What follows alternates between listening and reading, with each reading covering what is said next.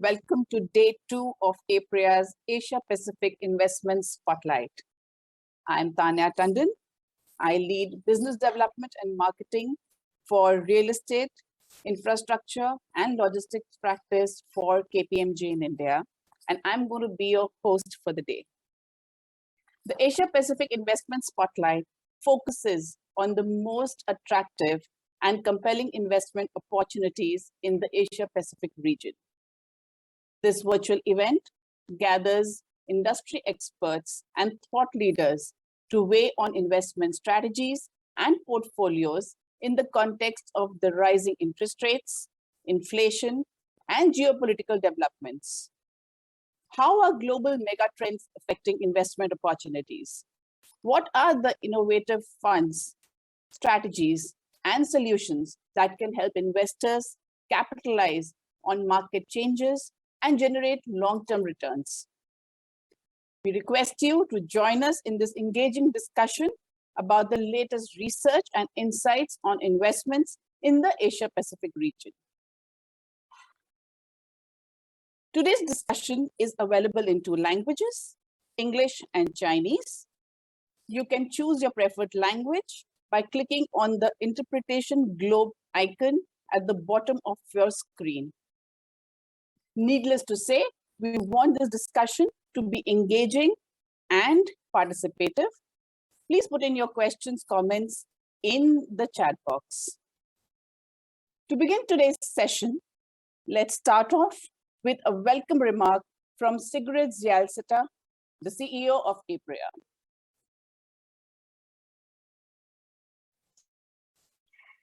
A good day to all our APREA friends. I'm Cbgs Shanghai, CEO of APREA. Welcome to day 2 of the Asia Pacific Investment Spotlight, our mid-year 2-day virtual investor forum, which gathers experts across the region to provide a mid-year scorecard and prospects for real estate and infrastructure for the remainder of 2022 and beyond. So there were lots of takeaways from yesterday's sessions on the developed markets. And today, we will be focusing on the fast-growing markets in Asia Pacific. We hope that you find the sessions today informative and insightful. And of course, recordings of the presentations will be available to watch on demand. I would also like to take this opportunity to invite all of you to our flagship event, the Asia Pacific Real Assets Leaders Congress, that will be held on November 8 to 10 here in Singapore. This year's theme is Building the Future with a New Economy. Please check our website and reach out to the APREA team if you'd like to learn more about the conference. Thanks again to all of you and our various guest speakers, particularly for taking the time to be with us over the past 2 days. Please enjoy the webinar and see you again soon. Thank you, Sigrid. Let's start off with our very first session, which is going to be an investment spotlight on China. I would like to welcome our honorable panelist and the moderator. Today's session is going to be moderated by Jimmy Gu, who's the Deputy Managing Director of Capital Markets and Investment Services. Hang Su, co-founder and CEO, Forest Logistic Properties. Jerry Gang, he is going to be the CEO of Mainland China, Keilong Group China. Song Lipen, Deputy General Manager Finance, Cesian Group. We look forward to a wonderful session today. And Jimmy, you can start off with a little presentation followed by a discussion. Okay, thanks, Tanya. Okay, good afternoon, ladies and gentlemen. My name is Jimmy Gu, and I'm based in Shanghai, where the lockdown has been lifted since early June. So over the last 40 days, the most frequent question that I have been asked are, what's the market momentum, who is still investing, and which sectors are the investors looking at?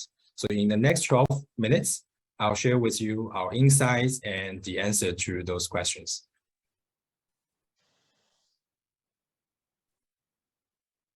Okay, next slide.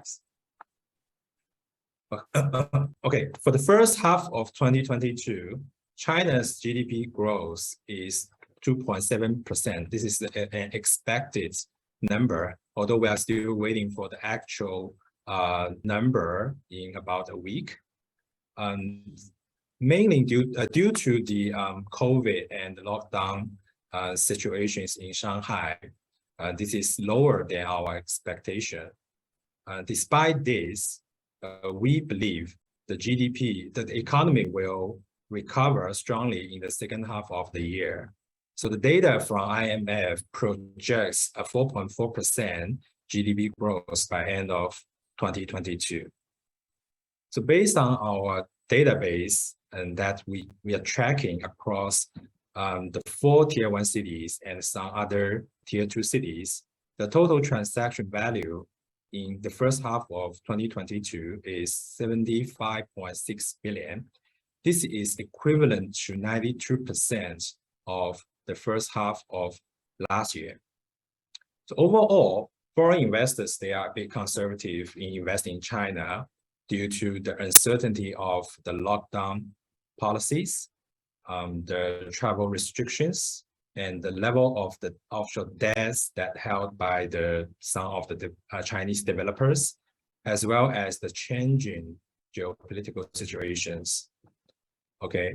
However, on the other hand, foreign capitals are still chasing new economy assets, with over 62% foreign capital flowing into logistics, business parks, and life sciences. In terms of the domestic buyers, domestic institutions prefer debt financing or new economy assets that is incentivized by the government policies. And moreover, the end users, okay, they are the key buyers for the office sectors.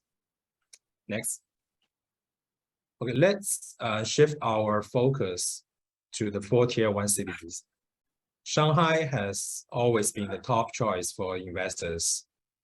So that although we have experienced 2 months lockdown, so the total transaction value in Shanghai still reached RMB 34.7 billion in the first half of the year, which is 8.8% higher than the same period of last year. So in addition, another RMB 30 billion worth of transactions are still in progress. So we are looking good.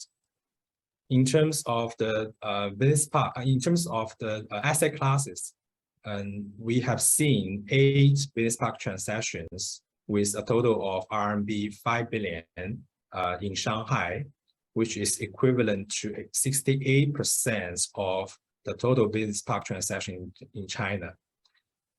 In Beijing, the total transaction value is 12.6 billion in the first half of the year, and 70% transactions are office or mixed-use projects by domestic investors.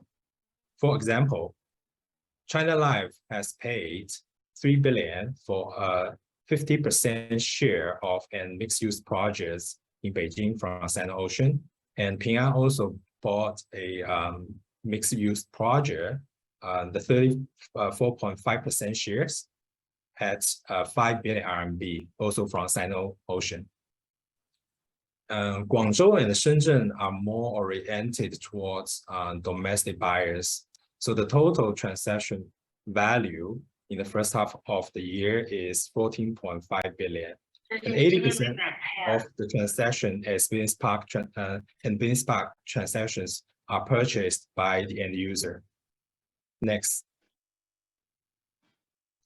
Okay, I'll further elaborate on the performance of 2 sectors, office and business park. Office, which was once the most favorite for institutional investors. But however, since COVID, foreign and domestic institutions are more cautious about these sectors, as everyone is worried about the supply, demand, and the rental growth. But however, despite this, okay, so if you look at the office transaction value in the last 5 years, the it's quite stable. So the question is, who is buying office? Okay, so the answer is domestic end users. Domestic end users are the most aggressive buyer on the markets in office sectors. The strong demand from domestic end users is best illustrated by the fact that in Shanghai, even during the lockdown, when buyer cannot really meet in person or visit those office assets, but still we have seen at least 3 major office transactions with a total RMB 10 billion have been announced during the lockdown. So the way how end users evaluate office projects is different from institutional investors. So first of all, they use a direct comparison approach, which means that they will compare the unit price of those comparable assets. This is number one. Number two, some of the decision makers, they are actually they are relying on the advice from feng shui masters. So you can imagine, okay, during the lockdown, it is impossible for people really enter into any of the office building. So it is very important for the feng shui master to use Google Map to predict the future. Okay, next slide. Okay, for business parks sectors, the transaction value has increased since 2019 for following reasons. Number one, the leasing fundamentals for business park are much stronger than the office, with a rapid expansion of industries such as high-tech, AI, 5G, IC.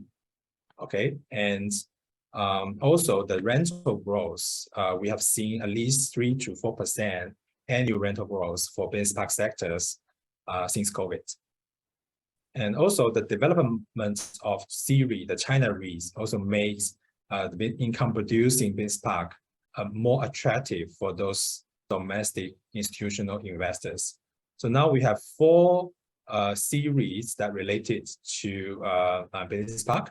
So if you look at the price, okay, their average price as of end of June has increased 32% over the last 12 months, while comparatively, the Shanghai and the Shenzhen stock index has dropped 3.2% and 12% over the same period. And globally, the life sciences has become very, very popular to investors.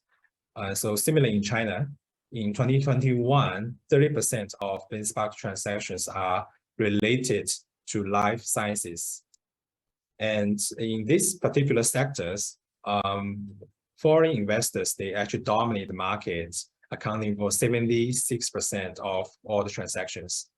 And some of the investors, such as Blackstone, Gore Capital, and Angelo Gordon, they all have deployed capital in this sector in the last 12 to 18 months. Next page. Okay, so I'll give a quick summary on the other sectors. Logistics, definitely this is the most active sectors in China. And this year we have seen more portfolio opportunity to the market. And 70% of the transaction were purchased by foreign investors. And also we are seeing a shift because as the market gets mature and more transparent, so we are seeing a trend, a shift of major players from opportunistic fund to more long-term capitals. For example, Reits, insurance company, sovereign funds, and so on. In apartment sectors, as the Chinese government implements tax benefits for affordable housing, so the profit margin for this sector has increased.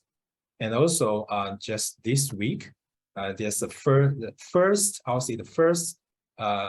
affordable housing related C-REIT has obtained approval, so which means it will go public very soon. So for investor, that means there will be the C-REIT will be a new exit channel. For the retail sector, it is highly impacted by the COVID and also the stiff competition from the online retailers. So most of the investors, they are cautious about these sectors. Next slides. So in summary, so I'll touch on the market outlook for the second half of this year. So first, foreign investors they're willing to deploy more capital in logistics, business parks, and life sciences sectors. And the continued growth of the CV market will make business park, an income-producing business park, a priority for those institutional investors, such as insurance company, state-owned enterprises, and pre-REIT fund. And also the end users, especially for the industries such as high-tech, finance, textile and clothing, and energy sectors, they will further expand and purchase office for self-use in Tier 1 cities. And lastly, some of the developers with financial challenges, and we believe they have strong motivation to sell, to divest their assets, and they may offer price discount to those buyers with equity ready and strong closing capability. Okay, so that's my market update. Thank you.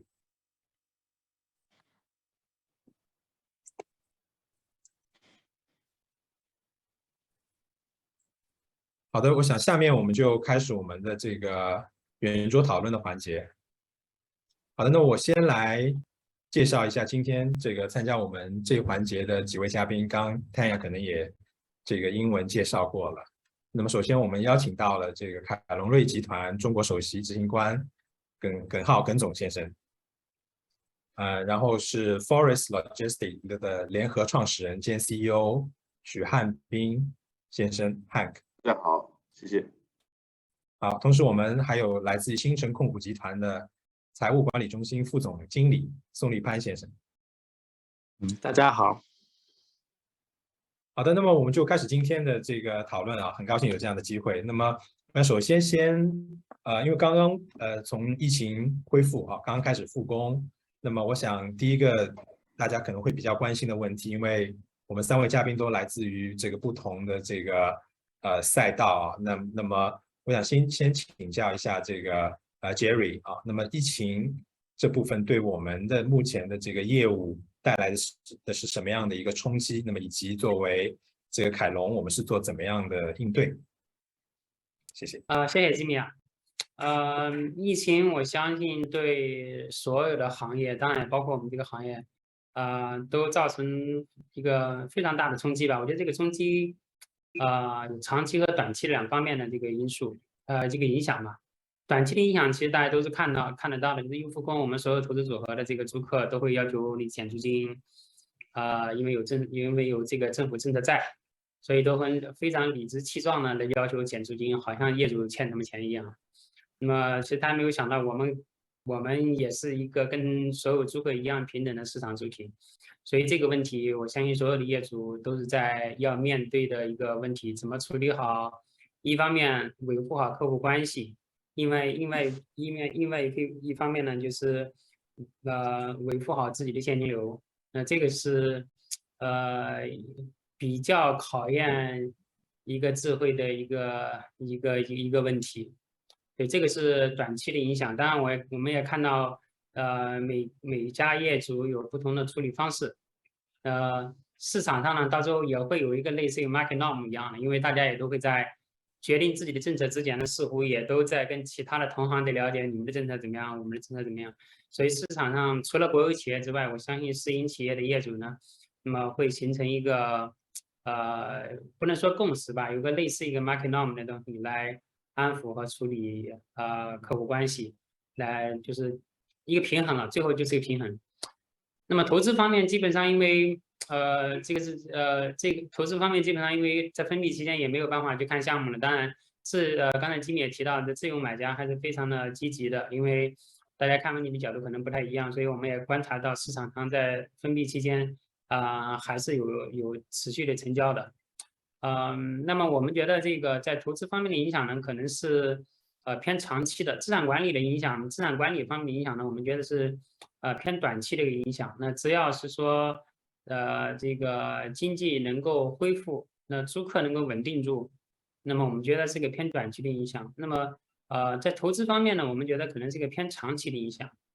偏长期的影响呢，可能是主要的还是在这个投资这个信心的问题。那我们也看到我们在封闭期间有很多非常负面的一些各种各样的新闻报道，然后包括经济刺激的这个就政府出台经济刺激的政策不及预期一系列的影响吧。所以就是使很多的投资人呢，境外的投资人呢是偏一个观望的一个态度，就是希望看到呢，就是中国的政策支持力度，中国的走向，对疫情未来这个零容忍的态度到底是是什么样一个态度？所以我们的感觉是偏观望。那么偏观望对这个市场呢，因为现在市场的情绪可能除了新经济领域比较热门，大家还是持续的这个比较乐观之外，在传统的这个房地产的商业不动产的领域，其实是情绪相对悲观的。在投资这个市场，当然自有买家我觉得对他们也是个很好的机会，因为现在市场偏悲观，那么他们对价格的期望值总之已经下降5%到10%，他们可能已经很开心了，觉得已经是个很好的机会了。所以我们看到自有买家的交易是一直比较积极。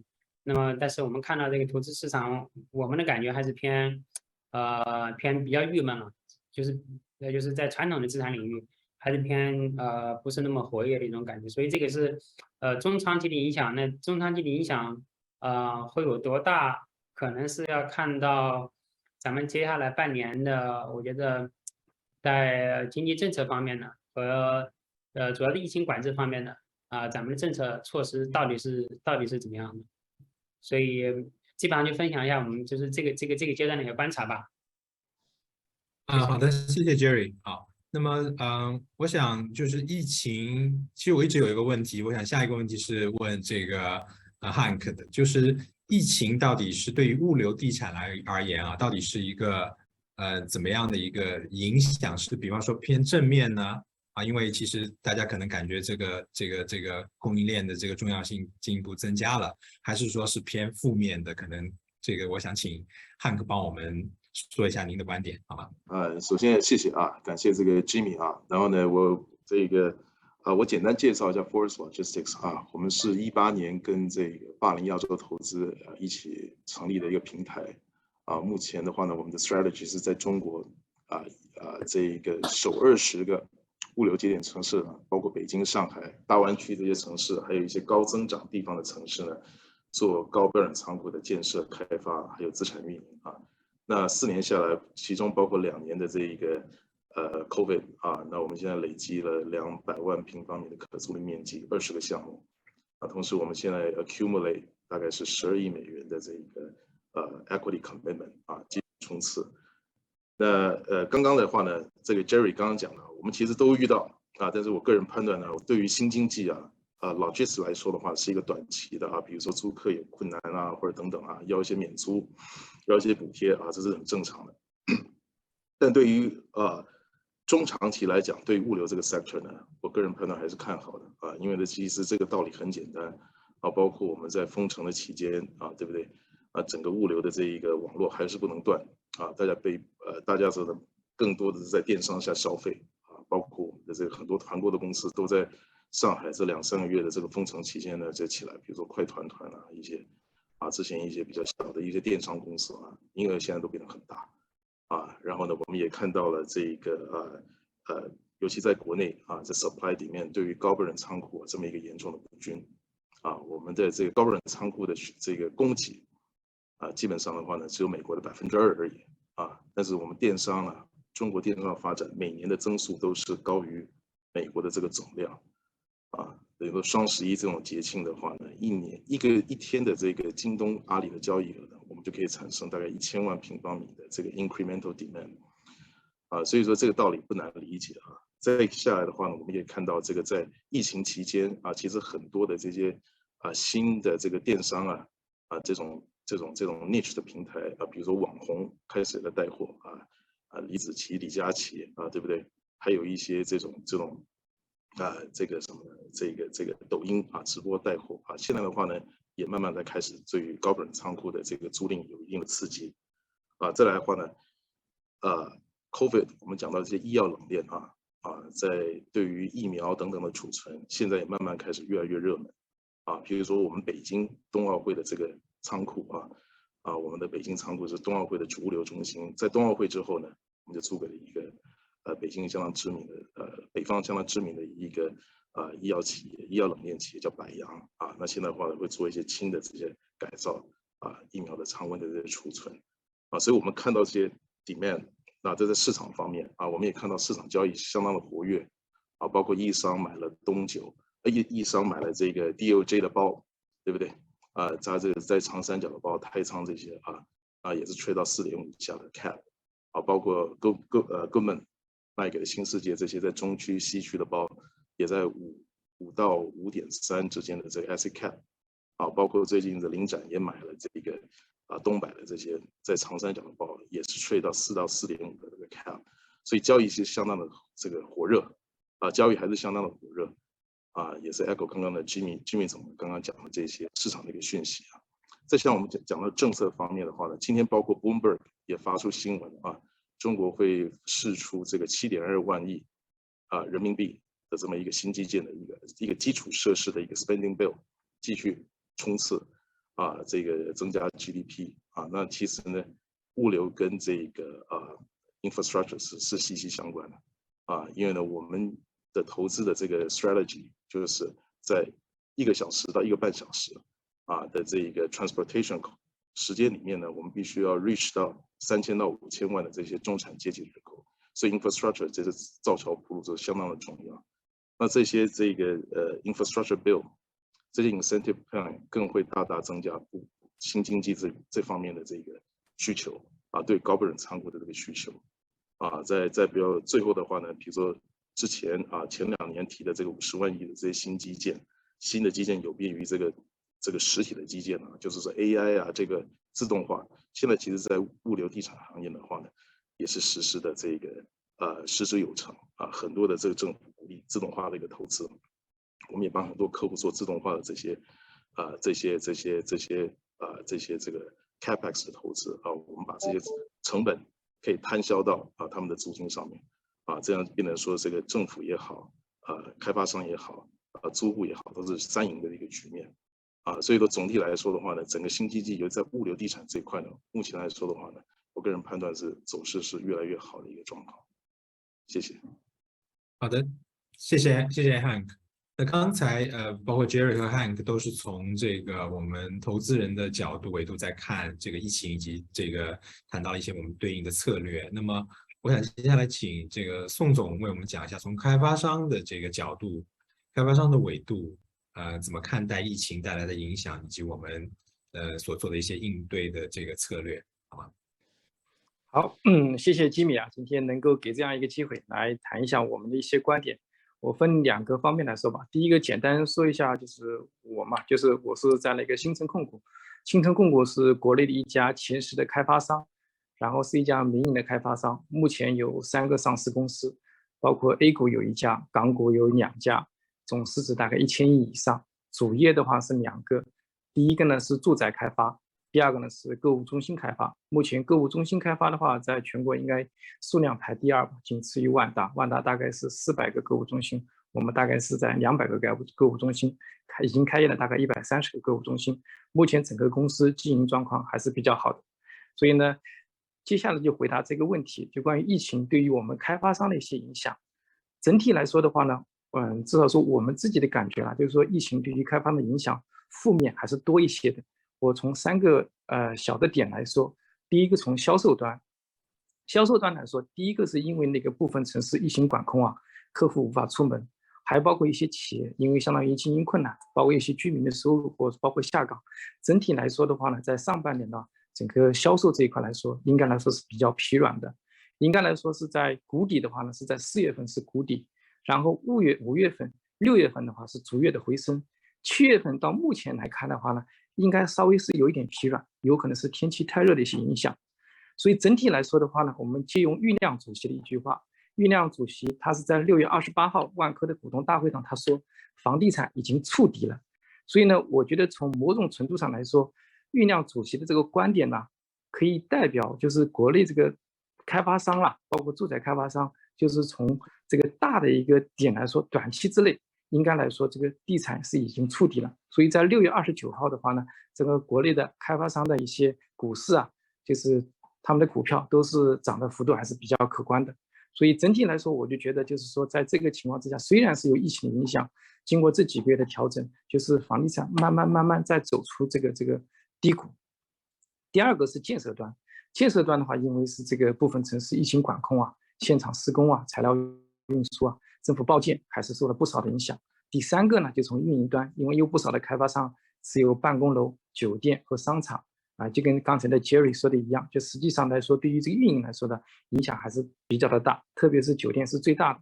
其次的话呢，是长租公寓这一块，包括我们的商场来说，也是有一些小部分影响。整体的话，范围应该来说，因为我们是一个全国性的一个商场，影响的范围应该来说还是相对比较有限的啊，比较有限。所以整体来说的话，就是说这个大的来说还是偏负面的。但如果说这个疫情的话，有没有一些其他的一些稍微偏正面的话，我们就是个人或者就是我们大的一个理解就是什么呢？因为本身在房地产本身调控的情况之下，再加上疫情的一个这个双方面的一个影响，导致的话就是在5月份、6月份的话呢，各个城市，特别是2线城市，集中性的出台了一些比较好的、积极的一个放松的一个政策，比如说像杭州、南京、苏州这些比较头部的2线城市，这些城市的话，一些对于这个住宅开发、销售这个管控啊，包括土地市场的一些宽松啊，应该来说对市场发生了一些不少的积极的影响。所以在这些城市可以看到他们的一个成交啊，还是有不少反弹的一个趋势。所以因为这些城市的一些带动呢，所以从整体上来说的话呢，应该来说，就是像郁亮主席说的一样，应该来说这个整个房地产从短期来说的话，已经可以触底，慢慢在朝上面去走了。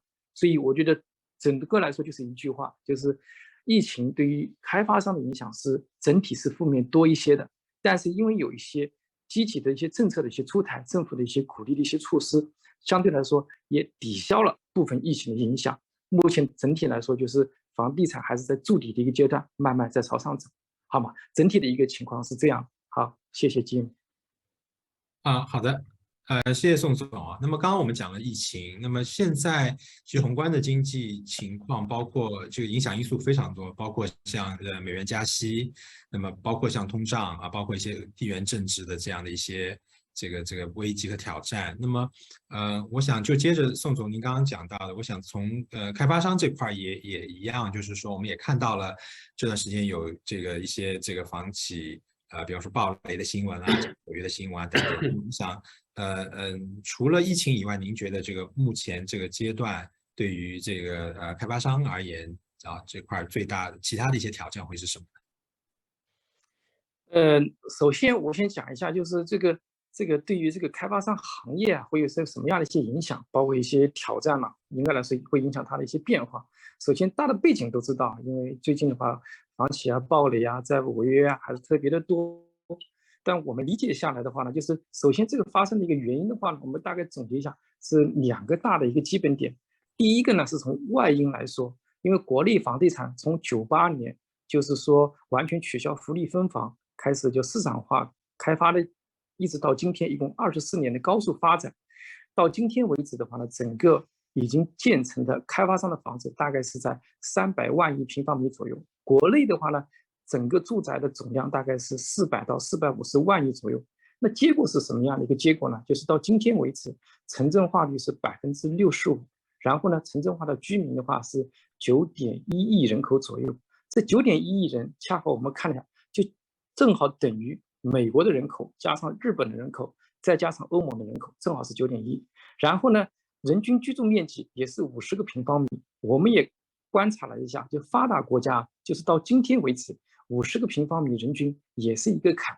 就是说，从外因经过这24年的一个高速的一个发展，房地产到今天为止，它的需求来说，已经到了一个平台期，就不可能像过去，北上广深20年，房价翻4番、3番，然后就是涨了16倍到20倍，这种可能性应该就没有那么多了。第一个是从外因，第二个呢是从内因的角度来说，过去的话10几年的开发商啦，为了追求行业的规模，过度的来个扩张，负债比较高企，很多的负债率都在80%以上，甚至到100%以上。但看那个整个全球其他国家的开发商，50%以上都很少。所以呢，一旦遇到那个市场的一个下行啊，所以在资金这个困难呢是很难避免的，所以就导致了今天的一些情况，就是简短来说一个外因和内因。那在这种情况之下，我们未来这个房地产行业大概会有什么样的一个变化呢？然后我们个人认为的话，可能会有2个一个变化。第一个呢，整个房地产的规模呢有可能会缩小，就是大规模的开发呢会转向一些结构性开发，就是按需开发。举一个大的数字来说，去年2021年就是全中国的话，就是销售面积是17.9万亿平方米，销售金额是18.2万亿平方米，然后平均单价是10139啊每平方米。看一下今年就是国家统计局公布的1到5月份的一个数据呢，然后销售面积是5.07万亿，销售金额是4.83万亿，平均单价的话呢是9527元每平方米。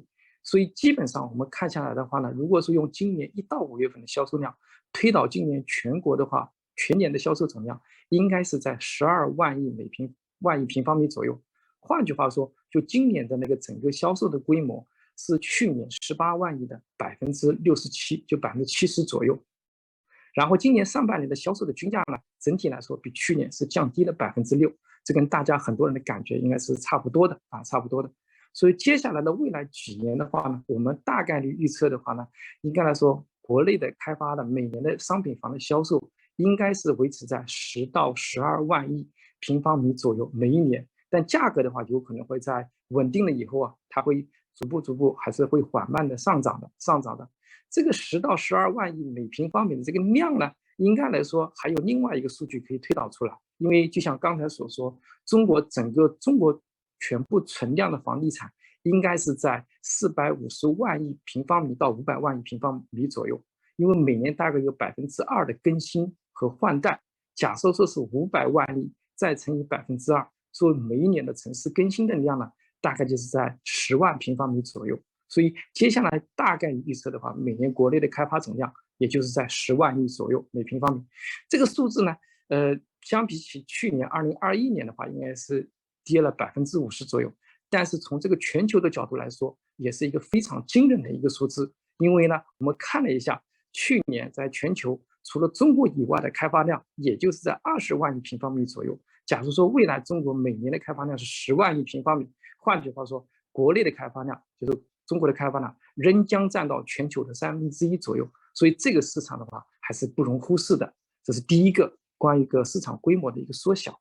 第二个呢，就是关于开发主体的一个变化，就是过去多年以来，我们看了一下，在国内的开发商当中呢，民营的开发商一般占到60%几以上，但最近的话呢，随着很多的民营企业不断的一个暴雷啊，我们接下来会预计的话呢，国内的开发商未来的开发呢，可能还是以国央企为主体，然后呢，还有一些存活下来的民企呢，能够作为一些补充，比如说5月份在公开市场发债的5家民营企业，包括龙湖、美的置业、碧桂园、旭辉和我们新城控股为代表的一些民企，在市场上已经公开开始发债，这是一股力量。然后呢，还有一股力量，就是第3股力量，我想也就是在座的各位，就是资本和基金为主导的拿地的力量，未来也会崛起的。这里举一个简单的例子来说，就是前天7月12号，鼎信长城地产基金啊，通过摇号获得了成都青阳蔡桥41亩的纯住宅用地，土地楼板价是16600块，容积率是2.0，清水住宅现价是31000块钱每平方米左右。所以如果这个清水现价可以达得到，它的那个投资回报率还是相当可观的啊，是很高于以往很多拿的一些住宅的土地价格。所以从这个我们也可以看出，以后的话呢，就资本和基金为主导的一个推动的一个力量，未来的话，在国内的房地产这一块来说，会成为一个新兴的一个力量啊。这个就是我们这里的一个简单的一些观点，好吗，经理？好的，好的，哎，谢谢宋总。那么，前面我想还是回到这个物流的部分吧。那刚刚其实汉克也讲了，就是疫情对这个物流短期、长期的这个影响等等。那么我想，同样的一个问题，就是刚刚在我们的这个报告里面也提到了，就是就今年来看，市场的这 player 更多的我们看到一些长期的资本进来，那么以前是可能机会型的会更多一点。那我想这个部分也请 Hank 帮我们这个分析一下。那您认为就未来的这个物流投资的部分还能获得这个原先那时候的这个回报率吗？因为我知道像我们 Forest Logistics 进入这个领域也是蛮早的啊。那这块可能请 Hank 帮忙说明一下。是。我是答案是 yes 因为怎么待会儿我跟大家介绍也是 Jimmy 的问题我现在人在新加坡然后呢看到很多的新加坡 Asia base 的资本呢对国内尽管现在很多有一些稍微有一些 geopolitical issue 但是在亚洲的资本呢还是非常支持中国对于新经济的一些地产的一个发展然后呢在对于中东的一些 capital。更是中长期来说的话呢，完全没有问题没有受到这些 geopolitical issue 的影响。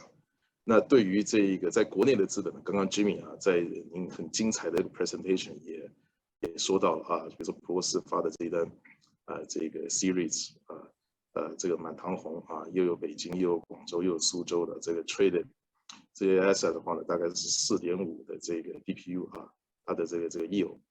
那这些的这个 asset 的话，基本上的话呢 ，yield on cost 基本上可以，如果达到7以上的话呢，基本上有一个很好的 capital 这 capital compression 的一个故事所以说是看我们的一个投资的这么一个策略逻辑跟我们的这个 execution 来决定这个回报率因为这个跟理论上面是理论是归理论那我是来介绍一下，就是说我们怎么样在这样一个资本市场资金很蜂涌，在这个新经济这个 sector， 我们怎么样达到 deliver 给这个投资人的回报的要求那比如说现在的很多的这个开发商拿地越来越难拿地本来就很难而且不光是物流，对不对？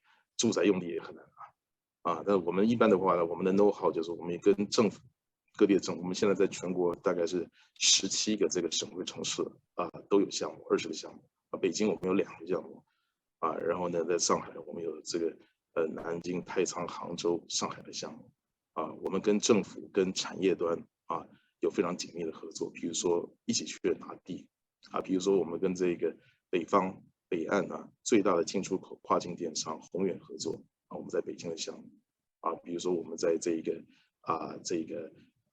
厦门的项目我们是跟夸特纳斯长沙的项目是欧洲最大的这个现代农业的加工的贸易商。那这些公司的话，基本上是政府非常喜欢的一些产业因为呢，他们不管在 employment 在税收方面都有很好的贡献所以呢，我们一起去跟政府谈强联手在拓展这个 BD 拿地的方面的话呢，这是我们的一个know how我们协助这些企业在全国各地这个开拓网点同时呢，政府也是带动经济的这个收入这是一个很好的一个故事，这也是我们的这个在拿地这么迅猛发展的这个一个很成功的原因再下来的话呢，我们想到是说这一个这整个在设计方面，因为呢这个我们的这个这么多资本涌入那我们对于产品的设计来说的话呢，也是一样非常的注重比如说我们现在60-70%的客户是 e-commerce 跟这个依附 e-commerce 一些 3PL company 第三方的这些货运公司包括顺丰，对不对？所以说我们基本上设计是进可攻退可守我们一层有双边开甚至3边开这么一个仓库的设计，非常适合快递快运快进快出这么一个运营的要求。然后呢，我们2层我们给电商一个比较大竞争的一个单边开的一个空间大的电商，因为他们需要更多的 storage space甚至呢，我们在每一个产品都有预置10%左右的这个未来可以改成冷库的这么一个空间因为各地的生鲜冷链的需求呢也是非常的这个迅猛，所以这样的设计到的市场的反响非常好再来的话呢，对于不光是这个施工我们现在大概是全国各地有100万平方米在施工这么多项目在施工，我们其实早就采用，从集团一开始成立我们早就采用这种 precast 预制法的这些工期有别于传统的这种现浇混凝土的方式。第一个更绿能、更环保什么叫现浇混凝土？工人搭脚手架这个柱子搭完搭梁、搭楼板养护第一个工期比较长，第二个会容易造成污染。我们现在预制方法，柱子就是混凝土，梁就是钢梁。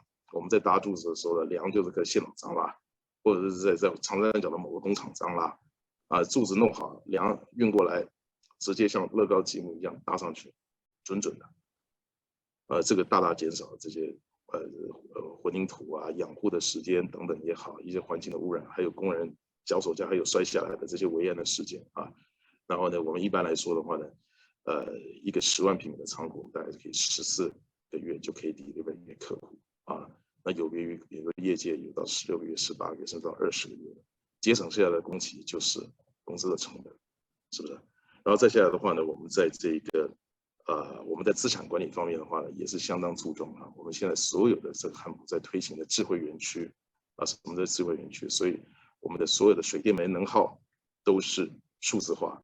接下来我们所有的运营都是可视化 visualize举2个例子数字化，我们现在所有的水电煤在园区不是靠这个保安去抄表的，常常会有 argument尤其是公摊的面积到了这个不要看这个很大的电商京东跟阿里这个为什么我多付了2万块钱水费会给你炒几个月但是我们就是用传感器 sensor 在施工的时候就加到我们的产品里面然后呢各客户用了多少的这些能耗，很精准的记录在我们的这个手机的 app 上面然后呢，这也大大减少我们这些人力去维护的这种成本。再下来的话呢，我们的园区的这些运营比如说在疫情期间这个很多要检查 QR code 啦，这个14天的行程码这个如果是在这个 gate 我们的大门慢慢查的话呢，大排长龙，影响到客户，非常抱怨所以我们用这个 smart gate， 我们在前一天我们就可以把这些 registration 车牌都记起来然后呢这些扫码全部都认识这非客户的车挡在外面客户的车的话呢进来相当顺利到哪一个洞库的哪一楼的哪一个分区都清清楚楚。如果这个车没走到那该的分区的话马上就是我们的物业总监现场物业团队就会知道这个兄弟要开去哪里，是不是？所以说这些大大减少了我们这些流程上面的这些时间的耗损，客户运行的更顺利的话呢，也会愿意付更高的租金所以我就举这些例子代表说，我们在 every step of the way 我们怎么样增加自己的核心竞争力因为现在资本很多，但是呢我们要去怎么在 execution 更警惕我们的话呢更在每一个阶段是创造自己的核心竞争力才能持续为投资人创造这些高的这个回报。好的，谢谢 Hank。那么同样的问题就是关于其他的一些挑战，除了疫情以外的，我想也问一下 Jerry 吧，从这个地产基金的角度，可以再为大家说明一下，谢谢。地产基金角度我觉得现在的一个市场其实是比较极端的一个市场，就相对偏极端的市场，就是一方面就是新经济这个领域是持续比较热的，新经济当然就包括那个物流了，就汉克这个所属的这个赛道的物流一直还是比较热，因为资本还是往这里面去。当然还有像 life science 也是非常的热包括租赁的公寓，这几个相对比较热门的，就是现在这个市场是比较集中的资金在往这些领域在拥吧，所以我们觉得现在市场呢是在一个朝一个极端化的方向去演绎的。那并不是说传统的资产市场没有交易，其实刚才Jimmy也说了，其实传统的资产市场的交易还是比较活跃，但是基本上就是偏自用的这样一个市场，所以现在这个市场我的观察是就是一个比较极端化吧，比较极端化。那这个持续时间会多长，这个东西也很难说。那我觉得对地产基金来说呢，就是保持自己的战略定力吧，就是要知道自己应该做什么不要去做什么，就是有所为有所不为吧。因为这个房产基金它比较特别，它这个就是私募基金，它只能做就是 long market， 没办法 short market， 哪怕你觉得这个市场不好，你也没办法 short。所以你只能去持有这个市场。所以在这种情况下的投资抉择，要保持足够的战略定力。然后对一个组织机构的要求也会比较高，就是你的学习能力也是比较强，因为你抱着一棵树上肯定就会吊死。现在这个市场就是非常明显，如果你守着自己的传统的东西不放，基本上就会去死掉。所以你要对新的东西、不熟悉的市场、不熟悉的东西，你要勇于拥抱那些新的领域。所以考察一个机构的一个学习能力和它的这个前瞻性，现在其实是一个非常重要的一个关节点，对，我就说那么多吧。对，因为现在对。好的，了解，谢谢 Jerry 啊。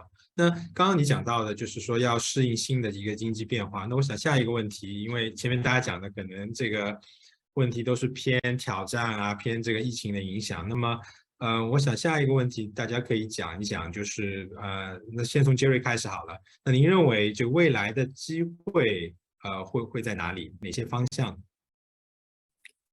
我觉得机会是这样的，就是一个是我相信市场上会出现越来越多的 distressed opportunity 我对未来的这个政策可能没有宋总那么乐观，所以我的预期是市场上会出现越来越多的 distressed opportunity。至于会多糟糕，很难说，但是我相信大家其实都看到越来越多这样的机会了。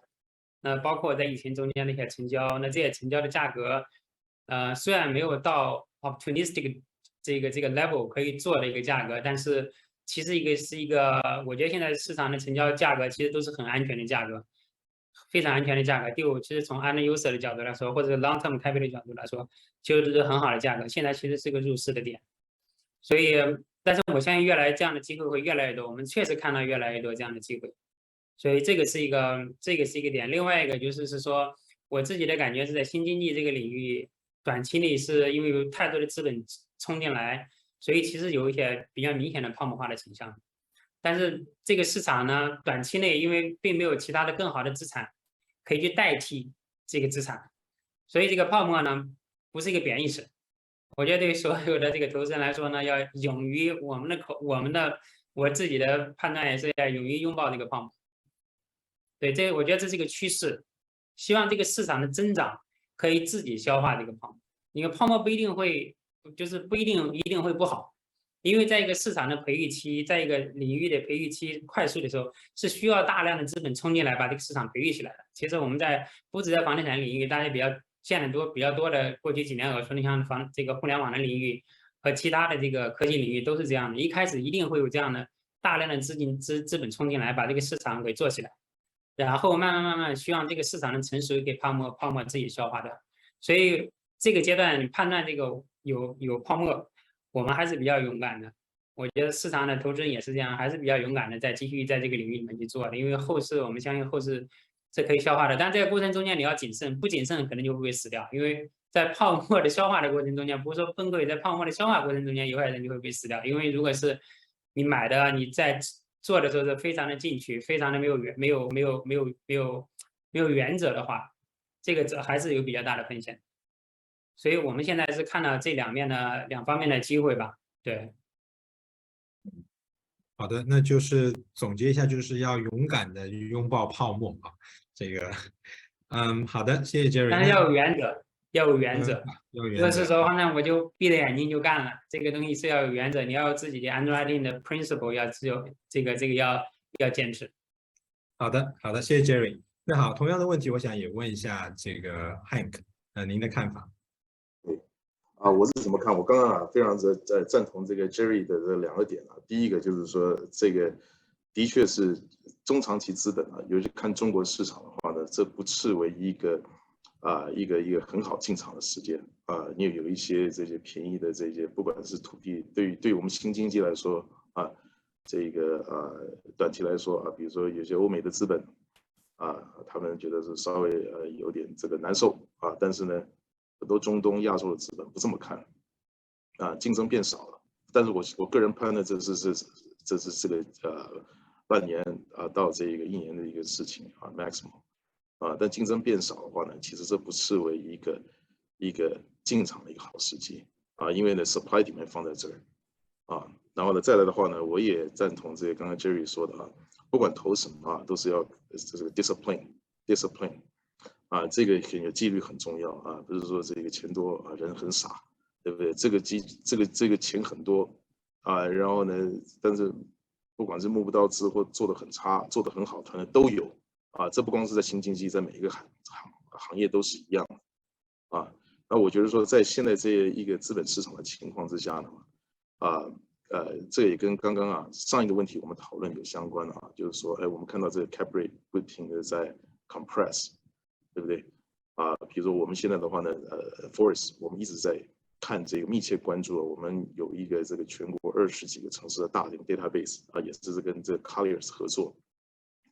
那怎么看这个市场？我们除了在全国5大区去做投资，第一个长三角然后呢京津冀大湾区这个是大家是讲到烂的这么一个成熟市场。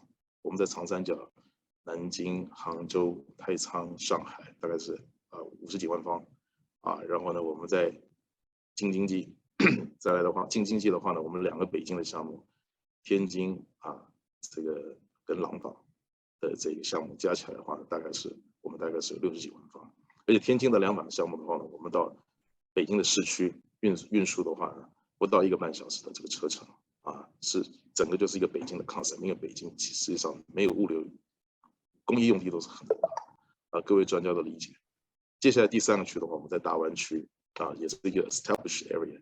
这些都是这个是大家外资可能看得更懂一点然后呢钱能砸得更多一点我们在大湾区的话，东莞、佛山我们经常去拿地，周边我们在广西的南宁也好，厦门的福建的厦门还有福州我们都已经是 secure 了。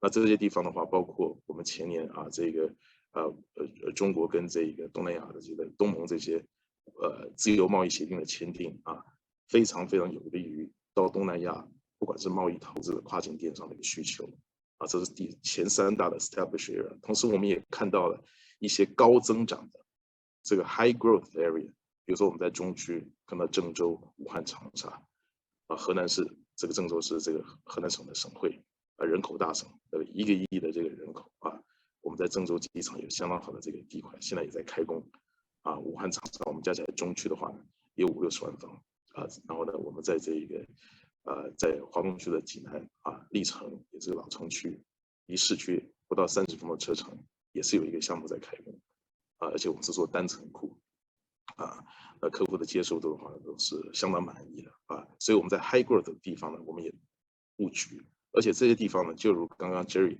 说的这个 discipline， 一定是这个 micro 的位置要非常好然后呢，就是到市区，我们在 end user不管是在电商、快递、快运他们配送到的实际的这些这个 individual 或者是这些餐饮这些大卖场，其实都是要在1个小时的车程以内这些符合中国这个 urbanization 这个大的一个故事domestic consumption 这样一个故事，都是内循环的所以呢，我们这个理论呢，微观的去拿地比如说我们武汉孝感的这个项目也是满足也是京东这个完工之后半年就满足京东，也是10万平方米的一个区域的分拨中心。最后一个高标准这个高增长的地方呢，我们其实在18年成立平台的时候，我们投了西安、成都跟昆明现在成都10万平米也是满足给京东，还有一部分的冷链那这些的话呢，其实是可以 balance 我们一些这个因为这些地方的话呢，土地的价格 entry 价格的话呢，实事求是来说是比这 established area 要低一点，但是呢，全国各地的这个施工成本是基本上没有差异太多我们希望的话呢，可以在有 established area portfolio plus high growth area 的 portfolio， 我们可以做一个 well balanced 一个大的一个资产包然后呢 yield compression 的故事呢更能够我们不会太激进的，我们可以在这 high growth area 可以实现这就是我们现在目前的投资策略，还有我们对于这个资本市场目前的看法。谢谢。好的，谢谢 Hank。那么我们可能还有5分钟时间那我想先这个问题再请这个宋总帮大家说明一下，对开发商而言，这个机会目前您看到的这个机会在哪里？对，这个首先啊，我还是非常同意 Jerry 和 Hank 所说的两个观点。第一个，投资要谨慎；第二个，要坚持原则。所以呢，我说一下，就是目前还是整个国家在整体去杠杆的情况之下，开发商这里的机遇是有哪些？我这里个人认为的话，可能有3点的一个机遇，可中有2点的话，可能跟在座的各位可能是有一点点关联。第一个呢，就是关于一个轻资产管理的一个方向。其实，比如说有些开发商，比如说我们购物中心做的特别的好。我们就可以轻资产输出管理，在资本这一块来说，相对要求的比较少，但是对于运营能力这一块来说，要求的比较高，这是我们的优势。毕竟是全国第2大的那个叫购物中心运营商，这是第一点。第二点的话呢，也是我觉得所有的还存在的比较好的开发商的优势呢，就是包括我们，就是代建和定制。什么意思呢？就是说，其实开发商这里一个很大的优势是在哪里呢？它后面供应着就是上千家的供应商就是无论在成本和工期这一块都可以得到很好的一个控制。那么之前我其实也在外资待过，经常碰到一个什么问题呢？就是我们的方案做得特别的好，但结果呢，就是在建设这个过程出了一个问题，比如说工期，然后时间超了，然后这个成本也超了，而且不是超了一点点，有可能是翻倍。所以其实在这个成本和工期这一块来说，国内的开发商这一块来说，应该来说有先天的优势，毕竟已经经过了10-20年的开发，积累了上千家的供应商。包括在成本控制这一块来说，非常的有优势。就比如说像我们公司在国内前10的开发商当中，我们的成本应该是最低的之一啊，这是第2点，代建和定制。第3点的话呢，就是说，就是未来的话，在一些1线城市和头部的2线城市，在住宅，就是中高端的住宅的开发这一块来说，还是有些优势的。包括通过上半年我们发现呢，虽然说还是有一些居民在买房，但是他们发现他们结构特点已经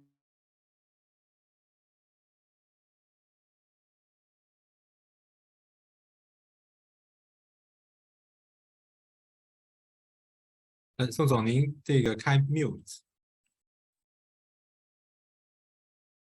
您的那个麦克风听不到。对，宋总，你好。定点的、按需的去开发一些对比较这个开发的一些项目，所以相对来说呢，比较谨慎的开发一些项目，应该来说相当于是一个叫 asset management，就是资产方面，就是股权方面的一些合作，所以这块来说应该还是有些机会的。所以整体来说，我们认为的话，对于开发商来说，就3个机会点：第一个是轻资产输出管理，第2个就代建和定制，包括为国内外的一些内资和外资的一些这个资本方做一些这个工程方面的一些事情。第3个的话呢，就是国内的1线城市和一些比较好的2线城市的一些就是 multi-family 的一些住宅的一个开发，因为现在政策比较宽松，未来这一块相对的收益还是有保证的，我们也愿意跟这样的一个资方一起共同去投资。好，简单来说就这样。好，谢谢金明。好的，谢谢宋总。那我想我们时间也不多了，还有大概2分钟的时间，那么很快的总结一下今天大家讨论的内容。那么也感谢3位嘉宾啊，分享了一下面对疫情，面对这个现在众多这个复杂的这种挑战的局面啊，我们应该怎么做？那么我想就今天一个很快的这个一个 summary 吧，用 Jerry 的这句话，就是我们要有原则的去拥抱这种新的投资机会。好的，好，那谢谢大家，也谢谢3位嘉宾的参与，也谢谢 APREA 提供今天这样的一次机会，好吗？那我就把这个话筒就交还给主持人了，谢谢。So, Tanya, over to you. Thank you very much, and the entire team of our panelists for your insights. Very interesting. China definitely holds great prospects of the coming years and great opportunities from a market standpoint. Let's move on to our next session.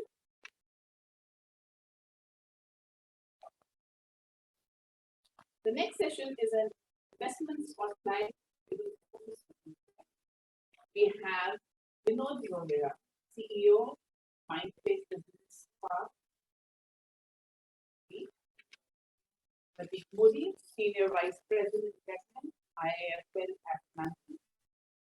Rajna Bhattacharya, Vice President, Business Development, Tata Reality. And today's session will be moderated by Divankar Rana, who is the Managing Director, Capital Markets, Savills India. I welcome all of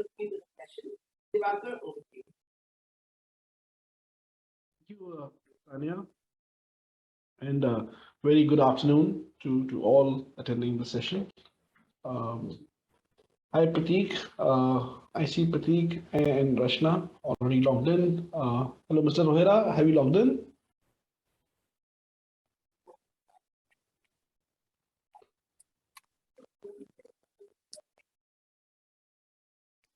And then should we give a few minutes to Mr. Rohira to log in? I think we start the session and we have So on an audio check, am I audible? Am I audible? your break. Okay, Tanya will start the session, and as Mr. Rohira joins in, we will include him as well.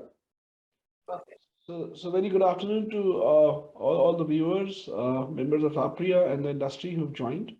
The discussion today will be investment spotlight and investment scenario in India. One of the first few sessions after emerging from COVID. But the Indian real estate has been very dynamic over the last 9 months. And I'm personally very excited to get the views of our panelists. So, I would request the panelists to give a quick introduction about their firms and themselves to set a context. But to the audience out there, I would encourage you to put in as many queries and questions. This is one of the most diverse set of panelists that's got assembled here. And hopefully they should be able to give you a lot of in-depth knowledge or answers about the Indian real estate investment scenario. So with that, Rashna, could I invite you to just introduce yourself and your firm, and then we'll move on to Prateek. Sure. Thanks, Divakar. Hi, everyone. I'm Rachna Lakhotia. I look at investments in office assets at Tata Reality. I have been focusing on Indian office real estate sector for last 15 years and have led investments of over $500 million while working with international real estate firms. A bit about Tata Realty. So Tata Realty has been operating in real estate sector for over 35 years. It has experience in developing diverse projects across product categories like residential, office, retail, and infrastructure. Tata Realty has a portfolio of over 50 projects spread across 15 cities in India.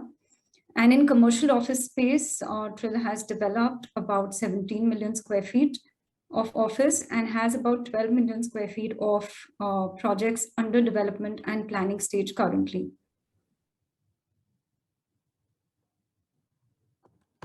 We'll come back on asking a lot of questions because I do know that you are one of the few firms who are doing build to core office as well.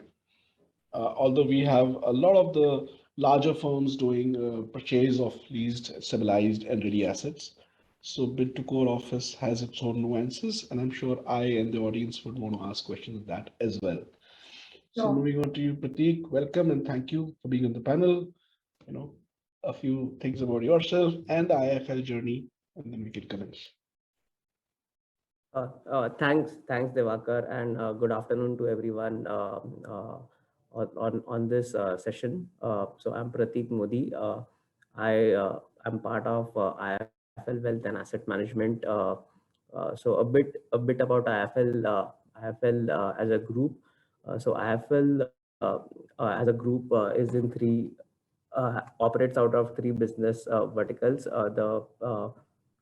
One of it is NBFC, which is into gold finance, home finance, and used to do real estate financing, which include wholesale loans and mortgage finance. The second line of business is securities and trading business, which is stockbroking, and the third line is wealth and asset management. I represent wealth and asset management business here. It's a 10-year-old business that IFL Group had got into, and which has around $40 billion of wealth AUM under management, spread across various strategies, ranging from listed equities to alternate assets to private equity, and it manages third-party products as well as captive products. I I represent the real estate alternate investment business, which has around about $500 million of AUM under management and advice. And we've been actively pursuing transactions in this space for last 7-8 years, and continue to do so and build our real estate book for the years to come. Apart from our wealth, our alternate investment firms, funds, we also have we also manage third-party products, which include structured investments in real estate-backed securities, which is about $500 million. So overall, under the real estate umbrella, we manage around $1 billion of asset for our clients. Thank you so much, Prateek. With partners like Fairfax and General Atlantic in your various businesses, and I think Asia Development Bank is the new international investor in one of your real estate investing lending businesses. I'm sure we'll have a lot of questions, and also we'll learn a lot from your experiences on that. So to the audience, to set a context, Indian real estate has over the last decade seen investments of $6 to $8 billion from private equity. This has been largely divided equally between high yield structured debt going into residential and equity going into purchasing office parks or ready office buildings. And the two panelists have a work on or have expertise and experience in their organizations investing in each of the sectors. So what we will do as a session is start off by asking the panelists on their outlook on these sectors, and then move on to further questions. And please feel free to make it interactive. And if you have any questions you want me to pose during the session or after the session, we will have some time for questions. We'll take that as well.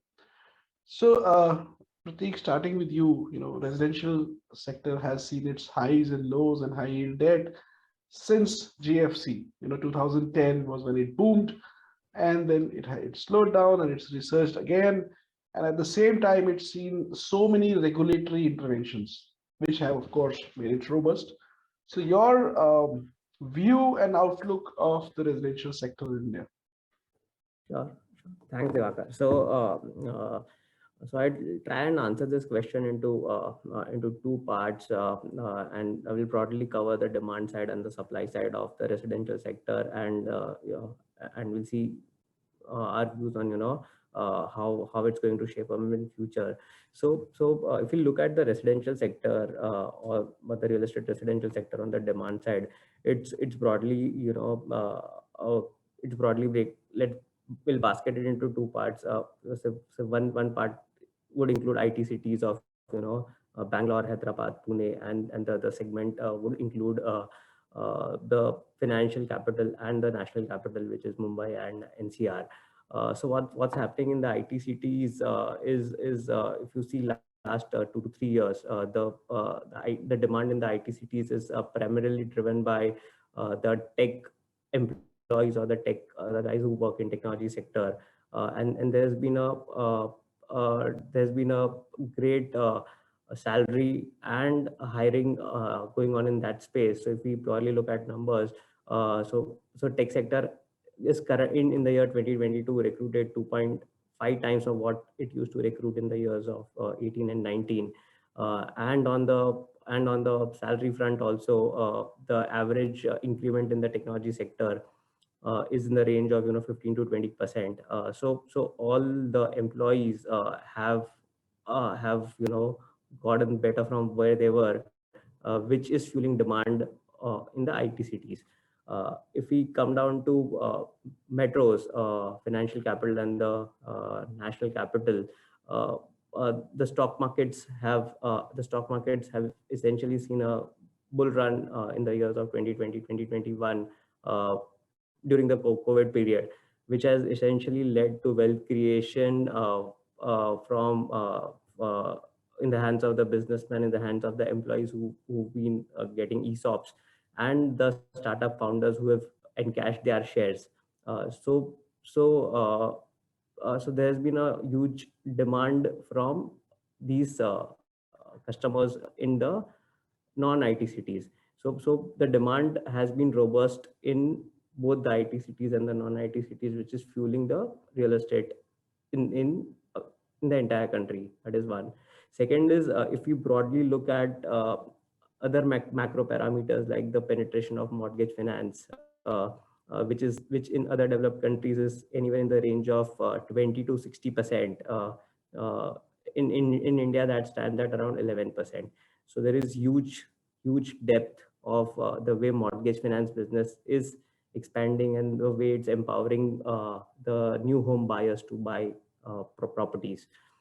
Thirdly, if you look at on the regulatory front, so government has came up with RERA in 2000, in the years of 2016, 17, which has with time evolved and worked in the favor of customers. So the market has become far more organized and far more, concentrated compared to what it was 6-7 years down the line, 6-7 years, prior to 2022. So demand factors have been working in favor of real estate developers and will continue to do so for years to come, because this is just the beginning of the formalization of the sector and beginning of the new cycle in the sector. If we look at the supply side, so there has essentially been consolidation across the developer side. So if we look at the whole previous decade, the sector used to be largely unorganized and fragmented with a lot of local and unorganized players, having 50 to 60% market share. Over the years, what has happened is these factors, these players have got burned out either because of wrong land buying or indisciplined financial management. So what has happened is essentially now each city has identified 10-15 players who the customers, the financiers, and everyone in the value chain wants to deal with. So which has led to supply and demand, joining hands, and the sector paying dividends to all the stakeholders. So essentially, in our view, we see the sector, the residential sector, being robust for over, next 3 to 5 years. Definitely, we are very cautious of the whole the interest rate turmoil which is going on in the global markets. But considering the depth of demand and supply, we may see a blip for next couple of quarters. But the short term to medium term view is that the residential demand and supply would be robust. Thank you, Prateek. A very comprehensive roundup for the residential sector. The pillars being growth in hiring and salary, in the tech cities, supply constraints because of consolidation, which is coming out of the 2018 debt crisis for real estate, all-time low mortgage rates, and room to grow mortgages as well, and also a regulatory, a sea change of regulatory support to formalize the sector further, and we are seeing that taking ground and adapting very fast. So I think, and I agree with you that we are at the start of a residential mega cycle for this decade as well. But before we delve into that, may I quickly request Rachna to share her views on office sector as an investor, as a build-to-core provider, and especially that India is a third of the total area leased by volume in Asia Pacific, and all the fears surrounding work from home and people working from homes and ghost office buildings. So what is your view, having seen it for the last 2 decades, and what's your view for this decade? Sure. So as Diwakar, we have been doing office at Tata Reality for over 15 years now, and we track this market very closely. I think this sector has evolved over the years, and we have seen some very seminal changes which have happened and which will set the path for future growth for the sector. So over last 10 years, we have seen that in terms of quality of development, we have seen an evolution happening. There are high quality developments which the country is seeing across cities. Then we have seen record leasing happening in all the top cities in India, along with good quality tenants coming, and taking space. We have seen about, say, $20 billion of offshore investment coming in office real estate sector. And also now with the establishment of REIT and the successful listing and operations of REIT, which you've already successfully done over the past 2-3 years.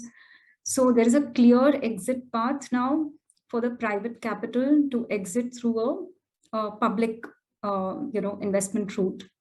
So these are some very big structural changes which have happened in the last 10 years.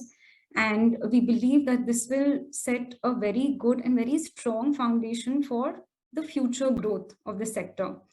Then COVID has obviously been a very big event, but this asset class has shown a lot of resilience. So as an example, Tata Realty manages about 7 million square feet of office assets across cities. And we have seen that during COVID years, our collection was about 99%. And the tenants who gave up the space was very, very little. So maybe, less than 1% space would have got vacated. So also in terms of now, leasing. So pre-COVID, in 2019, we leased about 58 million square feet in India. And if if you look at the numbers of last quarter, we are already at about 11 million square feet. And we expect to reach about 45 million square feet in 2022. So it's like, we are getting back on track. The pre-COVID to post-COVID, the impact is actually slowing down. Also, we believe that with the lower impact of the third wave of COVID and people returning back to office, the demand for new and expansion spaces we have seen is now, slightly going up. So we continue to believe that, the physical office space is here to stay. There is so hybrid working will happen. We will have to, give that too. But physical office spaces will not go away, they are here to stay. And also in the long term, India is a very attractive, market for global occupiers, merely because of the sheer talent which we have in India. And, we give like quality grade A spaces to tenants at say sub-dollar rental in most of the micro markets in India today. So from global occupier perspective, we will continue to remain relevant. So the future outlook for us is that office will remain relevant and it will be one of the important asset classes which even the offshore investors will look at. And in terms of our future strategy for Tata Realty, since we've been in this sector for 15 years and we have built significant expertise, say in investments, development, as well as asset management side, we continue to remain optimistic. And that's why recently we have done a platform deal with a very large pension fund to further invest in the sector. Thank you. Thank you so much, Rachna. I think it sets an excellent context. And to add some data points to that, if I was to do a pie chart or a split of the various tenant categories in 2007, we saw that 70% of the tenants were IT or technology. And as of now, that number has gone down to around 55 to 60%. So in the last decade, I think we still in 2008 were around 50 million square feet, which dipped down to 27 million square feet in 2010. And by 2019, we had reached 58 million square feet. However, as you said, we should do 40 million square feet plus this year. I think what's also happened is a lot of new categories of tenants have got added, like co-working, life sciences, and manufacturing, which has reduced the dependence on tech to around 50%. Just a follow-on question, Rachna, to complete your part. So we've not seen a segmentation of office spaces formally by the developers over the last 20 years. You have offices which can be used as business parks from more of a regulatory perspective, but from a product perspective, either it's commercial office or IT office. And for the first time, we've seen your company take a product and a brand differentiation into the office product. So if you could tell us a little bit behind that thought. So the office spaces in Tata Realty are branded under Intellion. Now within Intellion, we have further, we have further sub-brands on the basis of, say, project scale, and the various categories. For example, for IT, for office, this is mainly to meet the requirements of the tenants, so that it's easier for the tenants to classify and understand which product category they can fall in and what are the kind of specifications they can get. So as an example, so for large scale IT developments, which are more for a community, for a community park, like a community park, it is Intellion Park is the brand name. Then this is for a large scale park. For the same thing, for a smaller scale park where maybe there is a standalone building, we have just reclassified this from Intellion Park to, say, Intellion Square. Then for a commercial office building, we are saying it is Intellion Edge. So say, okay, fine, a commercial office building of Tata Realty will be termed as Intellion Edge. And then prime properties, which are mainly located in CBD locations, like your BKC kind of location or CBD in Delhi. So that will be named as Intellion Prime. So it was, so clearly, so for back offices, tenants will look at, say, Intellion Park and Intellion Square,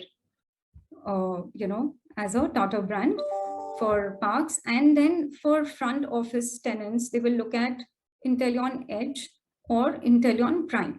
So this is how we have basically segregated and rebranded. And thank you so much for this input, because this also shows the maturity of the office market, in which the products are also getting segmented per use, and there's enough volume behind that. So, Priti, coming back to you, right?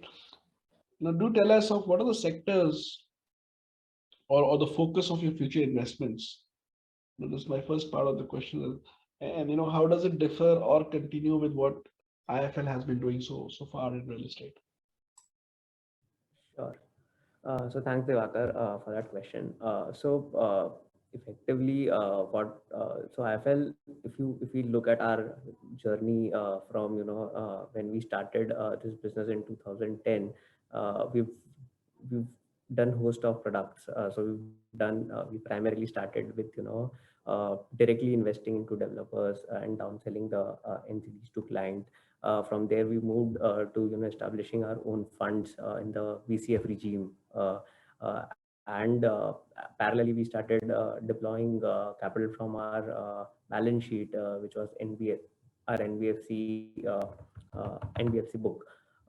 From there we matured along with the market, and from where we stand today, we essentially see that for next couple of years to come, our focus will be primarily on doing residential investments backed by credit strategies with the top tier developers in each of the micro markets.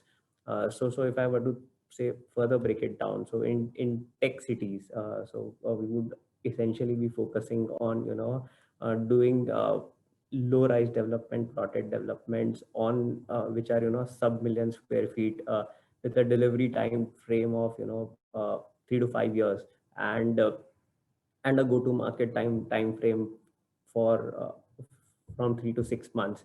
So essentially, the projects which can get launched in 2 quarters and which can get completed in over 3 to 5 years is what we're looking at as focus for IT cities.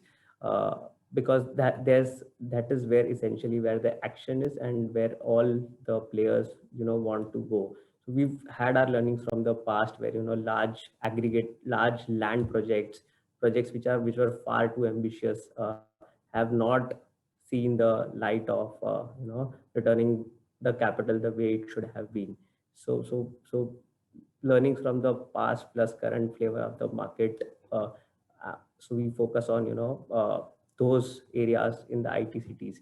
When it comes to Mumbai and micro other markets, which has a little more which where the products are slightly more expensive, there we'll focus on society redevelopments, smallish scale. So three where the areas are not more than 500,000 square feet, and the delivery time frame is again 3 to 5 years.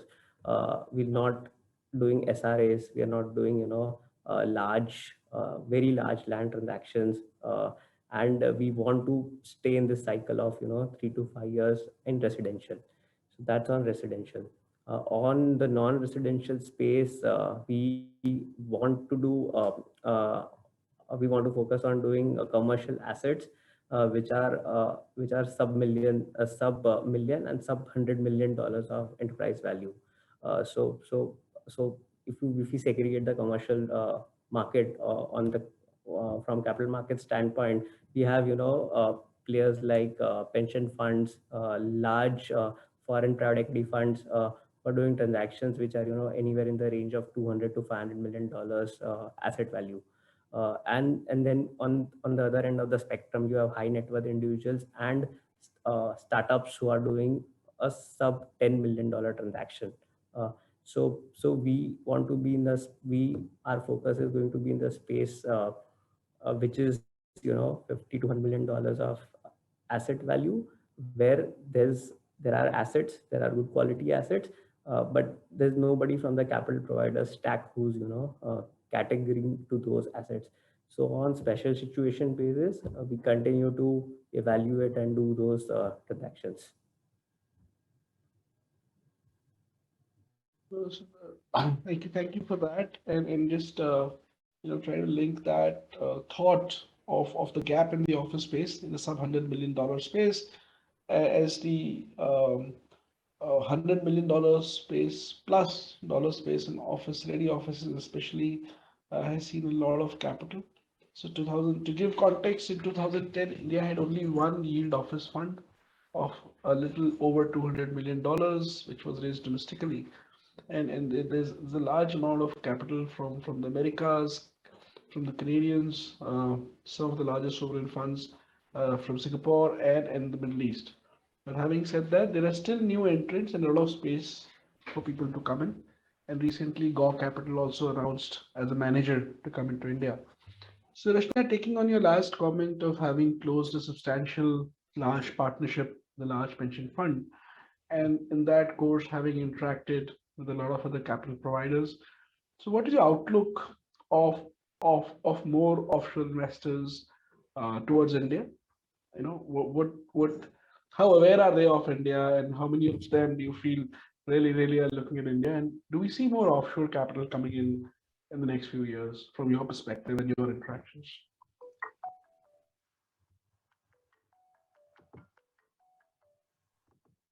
You're on mute. Yeah, sorry.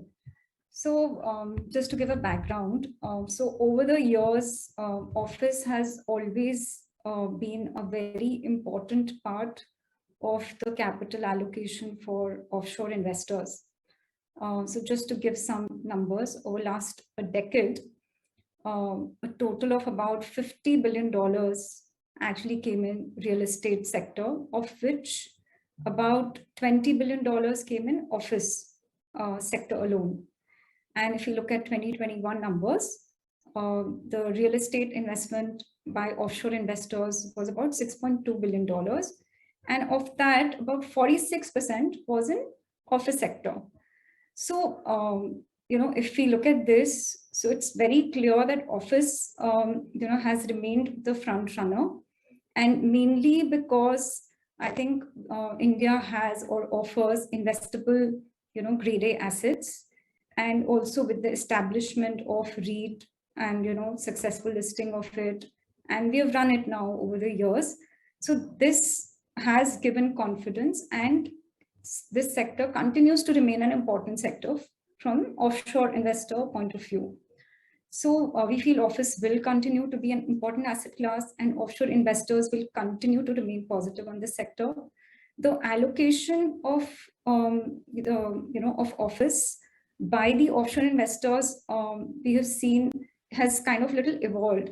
So earlier back in 2016 and earlier, a lot of capital was going in core and stable assets. Recently, we have seen is that now over the years, they are investing in greenfield and brownfield projects also in India. So investors are open for that. And I think the primary reason for that is two. So one is like there is, not many mature and core assets currently available in the Indian market.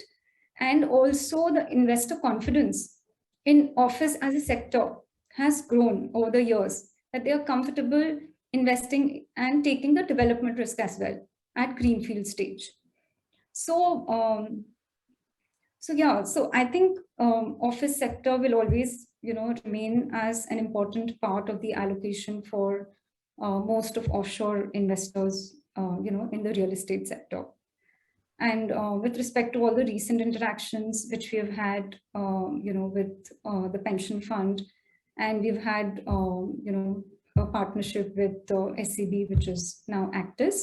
So I think they all understand the kind of risk which is there in real estate investments in office space in India, and they appreciate that risk and they are willing to take that risk and bite into it. They're open for greenfield investments. They love core. Core everyone loves, but they're very open to investing in greenfield, brownfield, forward purchase assets, very selectively look at joint ventures with good select partners.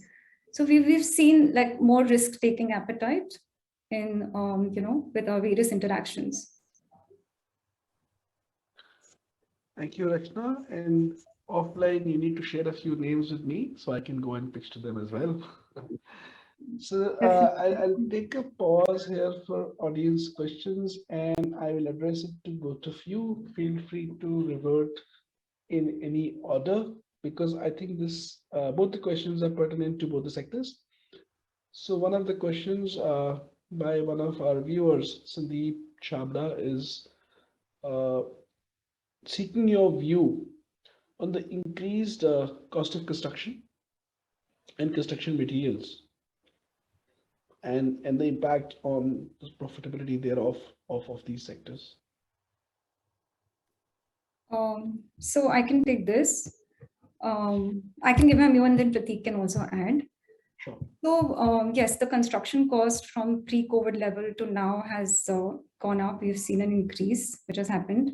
And on top of that, because of the demand for the office sector, the land prices across cities have also gone up. So actually the returns are lower than what were there earlier pre-COVID, prior to this increase in construction costs as well as in the land price. The only thing is that going forward, we feel that the rents will also firm up. So currently rents are like stable at say pre-COVID levels, and we've seen like very little increase in it. But feel given the cost of your construction and land going up, we feel going forward, the rents will also firm up. And accordingly, for future, our profitability should remain intact. No, I agree with you. Take your views. Yeah, so on the cost increase, so if we look at the stack of costing, for any developer, I guess the biggest raw material for a real estate project is land. So land. So what has gone up essentially in last 6 months is the prices of cement and steel, and from their peak also they've come down by 10-15%. So it had gone up and it's already tapering off. But yeah, but net it has been higher than what they were. But one more thing to look at is real estate prices have remained stable, from 2016-17, largely across micro markets. And income levels have risen. So if we look at the affordability, say 10 years back, for a typical customer, the home loan payment would be 60% of his income. Today, that has come down to around 28-29%. So there is a huge delta for prices to go up and absorb this price rise. So while the raw material prices have gone up, there's enough depth and there's enough room for developers to increase this price, and there is also room for customers to absorb this price rise, and such that profitability for a developer remains broadly intact. And we've seen that, we've already started seeing this impact across country, where the prices of products have gone up by 5 to 10%. And if we look at the impact that raw material prices, largely steel and cement, has in the cost stack, is in the range of 4 to 5%. So largely this price rise is a pass through to the customer, and it will have not too much impact on the profitability of developers. Thank you, Rachna. Prateek, so Sandeep, I hope that answers your question. There is an increase in the residential prices that you've seen since 2019. There is a decrease in supply in both office and residential due to various leverage pressures. We have lesser developers producing product out there. Increase in leasing with a reduction of vacancy in office, and of course the residential price rise with reduced supply should offset this material cost increase, which of course again is supply side driven rather than some fundamental reason. But if you have a follow-on question, please do feel free to type in. So while we are at that, question for you, Prateek. So we've seen the high yield debt space fund, domestic fundraisers, sometimes imbalanced, of course, over the last decade into structured residential finance. And now with the RBI tightening up, and India is, for the larger audience, India is one of the countries where banks are not permitted to fund land acquisition. And now with the RBI tightening, the Reserve Bank tightening, even the NBFCs with a larger deposit base may not get the chance to invest or have structured investments or early stage investments in the residential sector, which is a large product. So, and globally, alternatives has been fueled by special purpose capital. So do you see offshore capital come back into funding early stage or high yield or structured debt in India in residential? So yeah, thanks, Divakar. So basically, correct in saying that.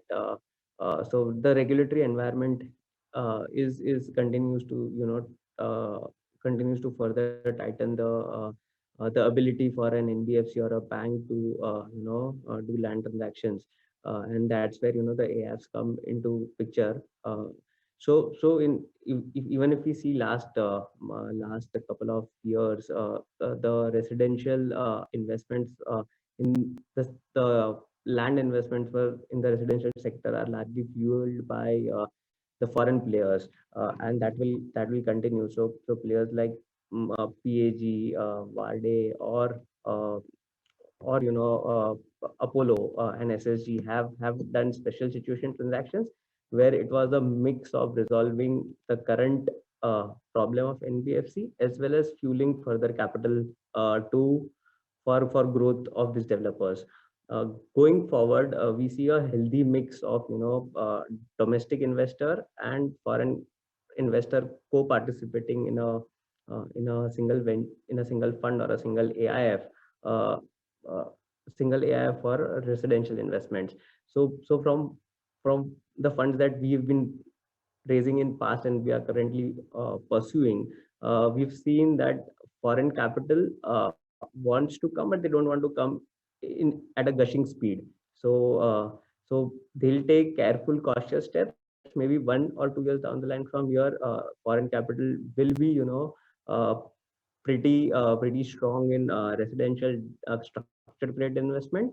But for now, it's going to be fueled by HNIs, the large family offices, HNIs who will participate in the residential debt funds, because they watch this space very closely, because they're based out of this country, have seen past couple of cycles, have seen the maturity uh, at fund houses, at developers. So effectively, it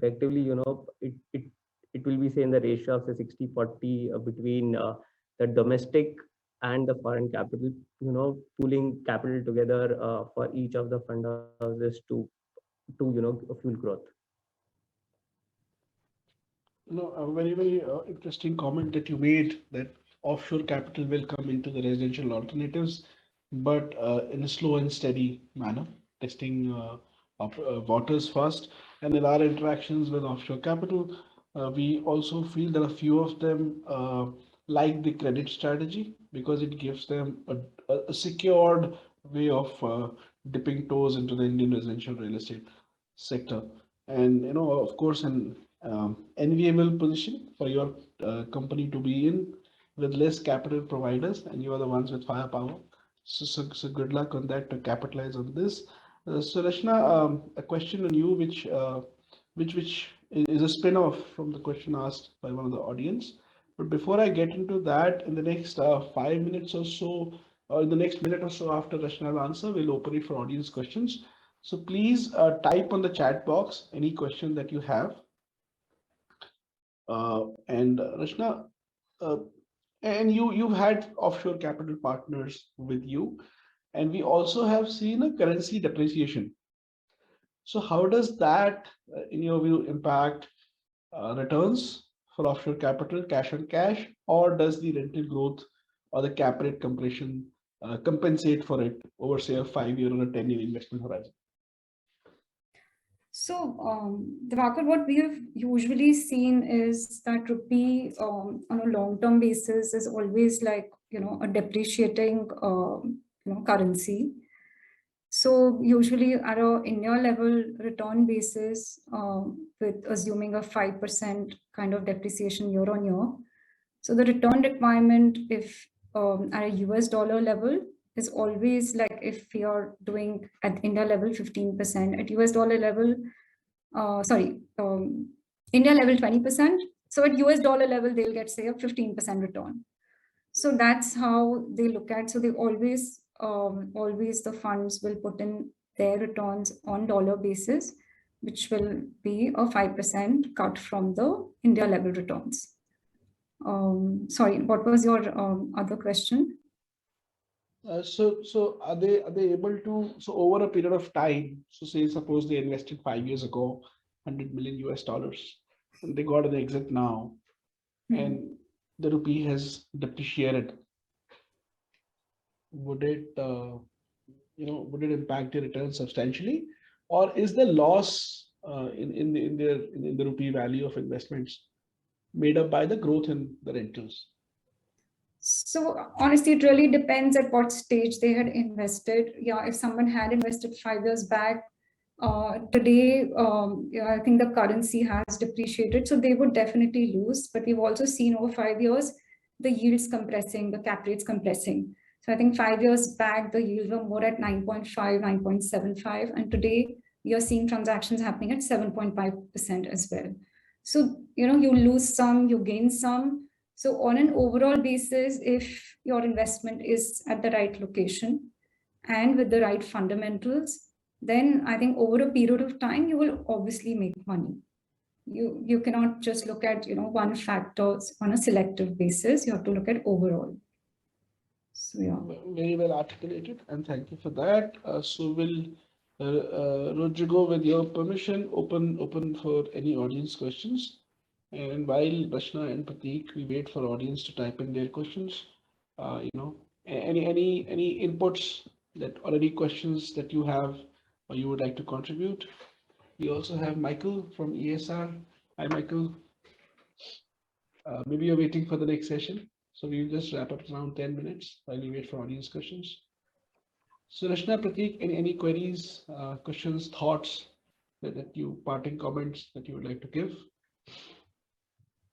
So one thing I would like to, Devakar, add. So the way we've seen this sector journey, one thing is very certain that all the developers and all participants, including the financiers, have become very disciplined in their approach. Earlier,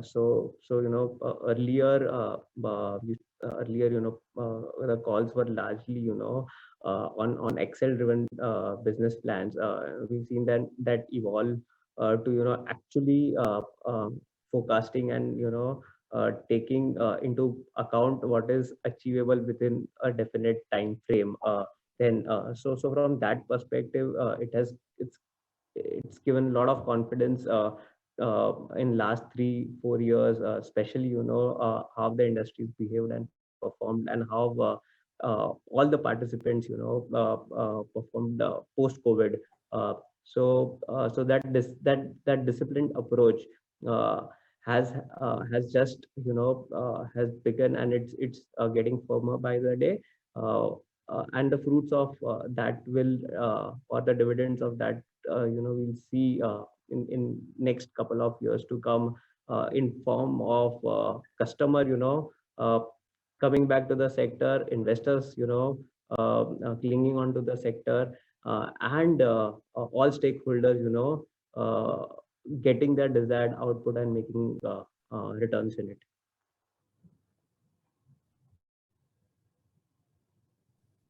I could agree more with you. Rachna, any parting comments, thoughts at your end? Yeah, so I think office sector on an overall basis will always remain one of the important sectors, and we are all looking forward to some more Reits and further institutionalization of this sector. I believe that going forward, we have seen in the past a lot of large office deals have happened. Even in pandemic years, large office deals have happened in India. So going forward, I feel this sector will remain important for offshore investors, and we will see a lot of capital coming in. But I think the only change could be that capital will come in for developers who are high on corporate governance. They will see, because investors will always be mindful of where they are putting in their money and with who. So I think that change we could see from earlier, like going forward. Sorry, just to Sorry. add, what Rachna was saying on the REITs. So we, from apart from foreign investors, obviously, who understand this sector with far greater maturity, even domestic investors, with these 3 REITs coming in and they're giving regular dividend in the range of 5 to 6%. We've seen a very healthy interest from domestic high net worth wealth individuals, to participate in directly in REIT and REIT backed products. So if we look at the options available for a domestic investor, so with domestic mutual funds in a rising rate scenario would typically give returns anywhere in the range of 5 to 7%. A REIT is a far attractive product wherein there's a element of dividend, and there is an element of capital growth, which takes their return to a double digit return profile. And then the third stack is obviously, which is far sophisticated AIF funds. So a investor who effectively wants to invest anywhere in the range of say 1 to 5 crores, a REIT will be a far superior product because it has regular payouts, it has a growth potential, and it is and it has an alpha over vanilla mutual fund debt product. So that would for all the developers, for all the commercial market players, it will be a far attractive proposition to have capital both from domestic as well as foreign investors in a on a REIT platform. Very, very valid point you made, Prateek and Rachna. And Prateek, I think what you said about the increased participation of retail Indian investors, domestic investors into office through REITs or through public markets will definitely be a turnaround. We have seen over the last 3 decades increasing participation by domestic investors, institutions, as well as individuals in the financial markets, which to an extent has now offset large forex outflows as well when FIIs sell. And I think this is the decade that we think we would be towards that mature cycle. So as we near our last 5 minutes, just summing up, from both your experiences across your sectors, we see a stronger demand cycle start back up. The huge bounce back in office, which was more of a COVID or a regulatory and pandemic induced leasing slowdown rather than a fundamental demand related leasing slowdown. Residential demand is back, more of primary demand backed by increasing aspirations, salary levels, and a desire to have home after COVID, lower mortgages. So I think the demand sector is back strong in both these 2 large sectors, which again then have waterfall impact on other sectors like retail, resorts, warehousing, etc., which you've seen. Also the policy framework, residential in terms of RERA, Benami properties, REIT, finally getting launched, 3 REITs from 19 till now with all the regulations in place on that. And also a lot of the third part, which I noted is, which both of you mentioned, is a large supply side consolidation, which leads to limited but more higher quality vendors producing stock, and thus making the sector more stable, which all we feel will move the market to maturity. And we are entering the next bull run in real estate as we enter this decade. So I don't think we have any more questions, and we are well within time. Thank you so much, Rachna and Prateek, for your time, and APREA for hosting us, and all the viewers for patiently listening to us. Thank you so much. And we still have time for any party comment from each of you the last 3 minutes, as we can call it a close.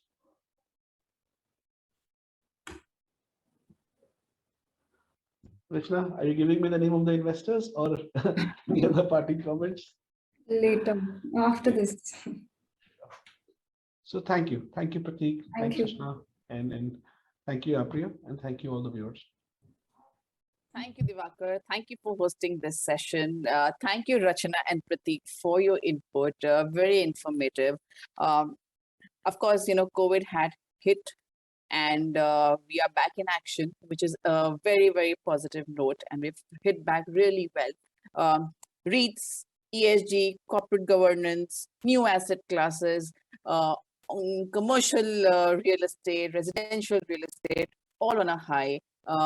Great opportunities for investment in India, and we look forward to fantastic returns in the coming years, both for developers and investors. A very, very positive outlook for India. On that note, before we start off our next session, let us take a 5-minute break and reconvene. Look forward to meeting all of you on the other side after 5 minutes.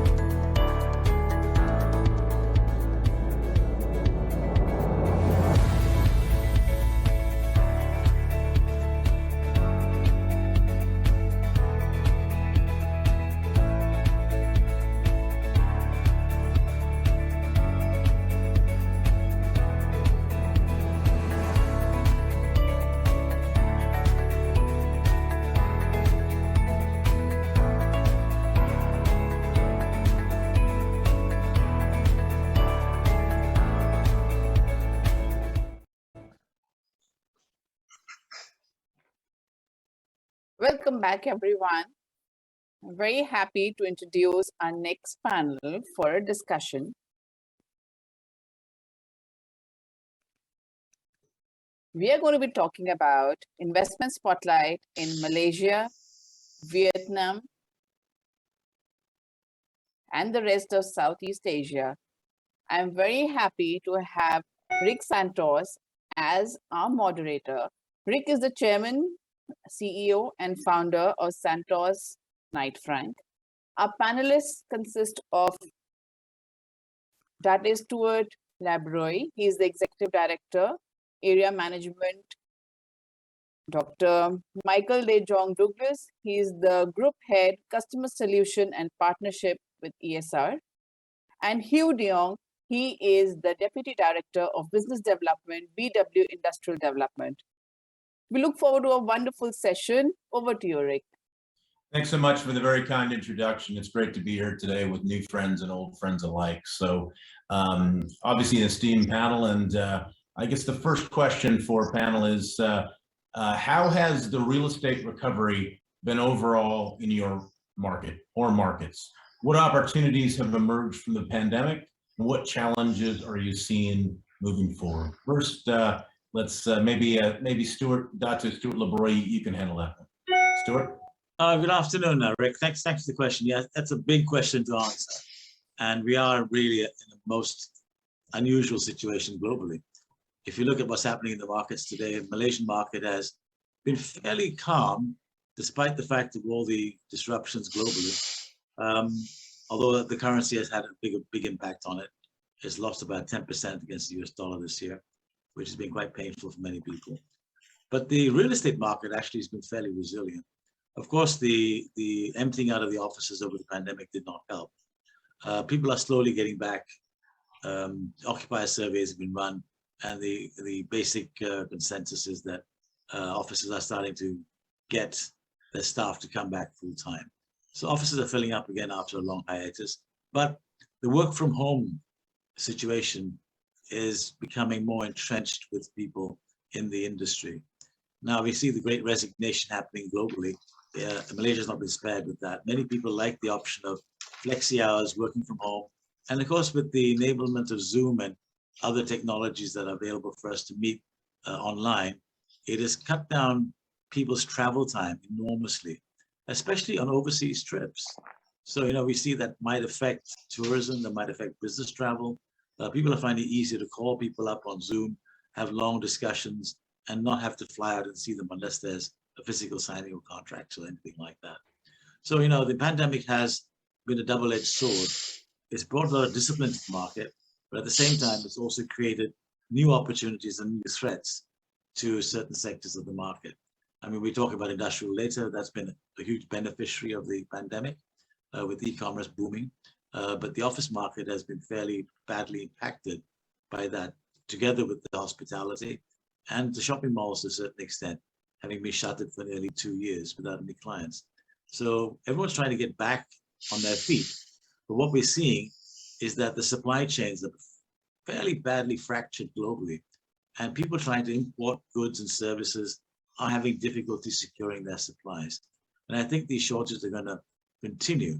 And what it's doing also is fueling inflation, which is not a very nice thing to sort of have to deal with at this particular point in time. I was just talking to my pharmacist the other day and I was asking her, are you having difficulty with medicines? And her response was, well, before if I place an order, I get in 3 days. It's now I'm not getting in 3 months' time, which underlines the fact that there are emerging problems that we might not be aware of that could really impact all our lives in a very, very negative way. Over to you, Rick. Very good. Now some insightful points there. I think there's a lot of similarities across the Southeast Asia market. So Dr. Michael De Jong Douglas, did you want to tackle that same question? Yeah, we'll look at it. My look is very much on the industrial space, the industrial logistics space, including light manufacturing and industrial. What we've seen is certain positives in markets. A lot more customers are demanding a lot more space. We do see the expansion into a lot of the Southeast Asia markets, from the manufacturing, e-commerce, etc. There are challenges, like Stuart was saying, the supply chain is fragmented in a lot of markets. A lot of customers are rejigging, reconfiguring their supply chain, which could mean, demand for different types of space and, space in different markets. But I think overall what we see, particularly from the logistics and industrial space, is still a strong demand for space. Some of the issues we see are rising construction costs, land cost increases. We see in a lot of markets where it's an interesting situation where the vacancy is, I think when the brokers say sub 1%, in Australia, Korea is the same. So people are in many cases scrambling for space, which also makes them want to make space much more efficient. So we see a drive for efficiency, customers looking at more automation solution because if there's labor shortages or skill set shortages in certain markets. So I think we'll see the continued expansion into the larger Southeast Asia markets, particularly Indonesia and Vietnam, where there's also a very strong industrial manufacturing, light assembly angle to that. We also see, we're looking at challenges as opportunities, the challenges that customers are having. How can we help them create more efficient facilities with automation and, a big push that we'll talk about later on renewables also. So a lot of challenges coming ahead, but I think a lot of the customers are looking at is almost an opportunity to relook at their supply chain and try to configure it in the most efficient way.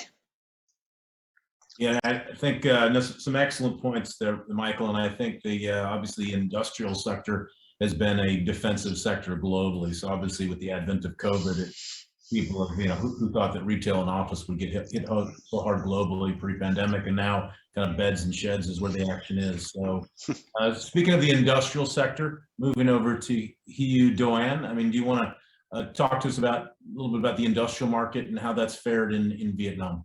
Yeah, sure. So first on the recovery part, industrial real estate in Vietnam actually has not been impacted at all, and it actually has been growing quite fast in the past few years, even during COVID. And the increasing trend is expected to continue, given how hot Vietnam has recently been. So why industrial real estate in Vietnam could grow even during COVID? So I would say that the pandemic has led to two key trends that benefited us greatly. The first one would be on the e-commerce growth, where lockdown forced people, both consumer and seller, to go online for food and other shopping. And this trend has fastened the growth and penetration of e-commerce in Vietnam to 7% in 2021, and the sector is expected to grow at a CAGR of over 30% in the next 3 years. Secondly, the pandemic also led to the need for diversification of MNC production outside of China to reduce the impact of supply chain disruption. As we can see, there are quite many MNCs setting up large factories in Vietnam recently, such as Lego, Pandora, Megatron, etc. So for us, WeWit has been a great beneficiary from both trends, as we are the largest foreign platform in Vietnam, and our product capture both logistic warehouse as well as factories demand, whereas most of our competitors only focus on warehouse. On the key challenge, I think that with strong growth in both e-commerce and number of API in Vietnam, infrastructure improvement and development into highway, airport, and seaport would be key to serve this growth, and also continue to attract more investment into Vietnam. While we have been doing quite well, strong investment in infrastructure development is key to success of the country. Yeah, interesting. Yeah, definitely a similar trend, and it's I'm actually based in the Philippines, and but I'm on a board meeting today in KL and with my Southeast Asia colleagues, and they've seen a similar trend throughout. And obviously with some of the pressures in Hong Kong and China, we're seeing a lot more emphasis going into Singapore and Southeast Asia. So it is extremely exciting. It's nice to see that trend is continued in Vietnam as well. Moving over to the office sector. This is for Stuart. because I know he's got special expertise in the office area. With the lockdowns now lessened or subsided in many parts of Asia, are you anticipating the great return to the office? And when are you expecting the return of the pre-pandemic occupier demand? And I know it's been an issue now with people not wanting to come in and people looking benchmarks in Silicon Valley, in the States, and the relevance of those. So when are people coming back to the office, or are they? Well, they're back to the office, Rick. They really are. But my problem in Malaysia is not so much the fact that they're coming back to the office, but the entire office sector has been plagued with oversupply. And we do have a lot of buildings that are empty right now that are begging for clients. So I think this is the big challenge we face in Malaysia. The companies are more or less back 100% back to work, irrespective of the fact that Omicron is still raging outside there. People are taking a far more benign view of it, and they're coping with it without having to shut things down anymore. I don't think the country can afford another lockdown like we went through already. It's been quite damaging. But you're finding that they're gravitating towards the newer offices. They're doing quite well. The ones with the platinum status. ESG plays a very big part in multinationals when they select assets. So we have a lot of what we call brownfield sites in Malaysia, old buildings that have not been refurbished. They're the ones that are being actually emptied out quite dramatically. And owners are going to have to sit down and look very seriously at how they're going to repurpose them. An interesting story that, there was one building that was owned by the Sunbay Group here, and they've actually gone ahead to do vertical farming in it. They've put 2 floors or 3, I think 2 floors, 37,000 square feet in one of their towers to farm vegetables. I don't know why they're doing it, but I can tell you that that's one way they're trying to pivot to some new ideas. A lot of shared spaces coming up in the market. WeWork have been here. We've also had a lot of privateers, the smaller private companies doing the WeWork model quite successfully too. And that, of course, drives innovation with the younger millennials as well, where they can have small spaces and actually run offices.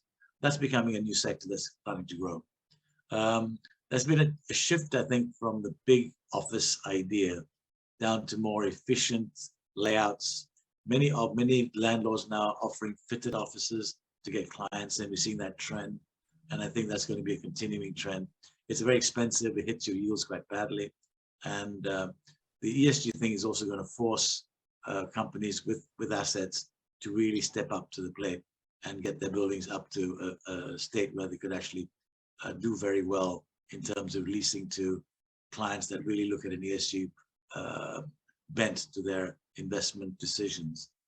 Also comes back to Reits as well, where Reits themselves have to get their act together in terms of compliance with ESG.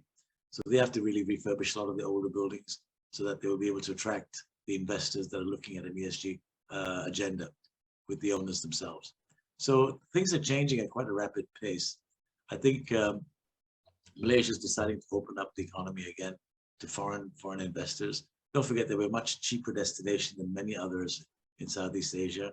Our real estate must be amongst the cheapest in the region. Singapore is benefiting hugely from the Hong Kong exodus to a large extent. And I think that rentals there have been going through the roof. Offices are under huge pressure to supply space. And hopefully that spillover will come to Malaysia as well and help us sort of also fill up the buildings we have. We've got very nice buildings in KL. We built some beautiful platinum rated buildings that are begging for occupancy right now. And that's an opportunity for multinationals to really look at relocating, because we have all the facilities here.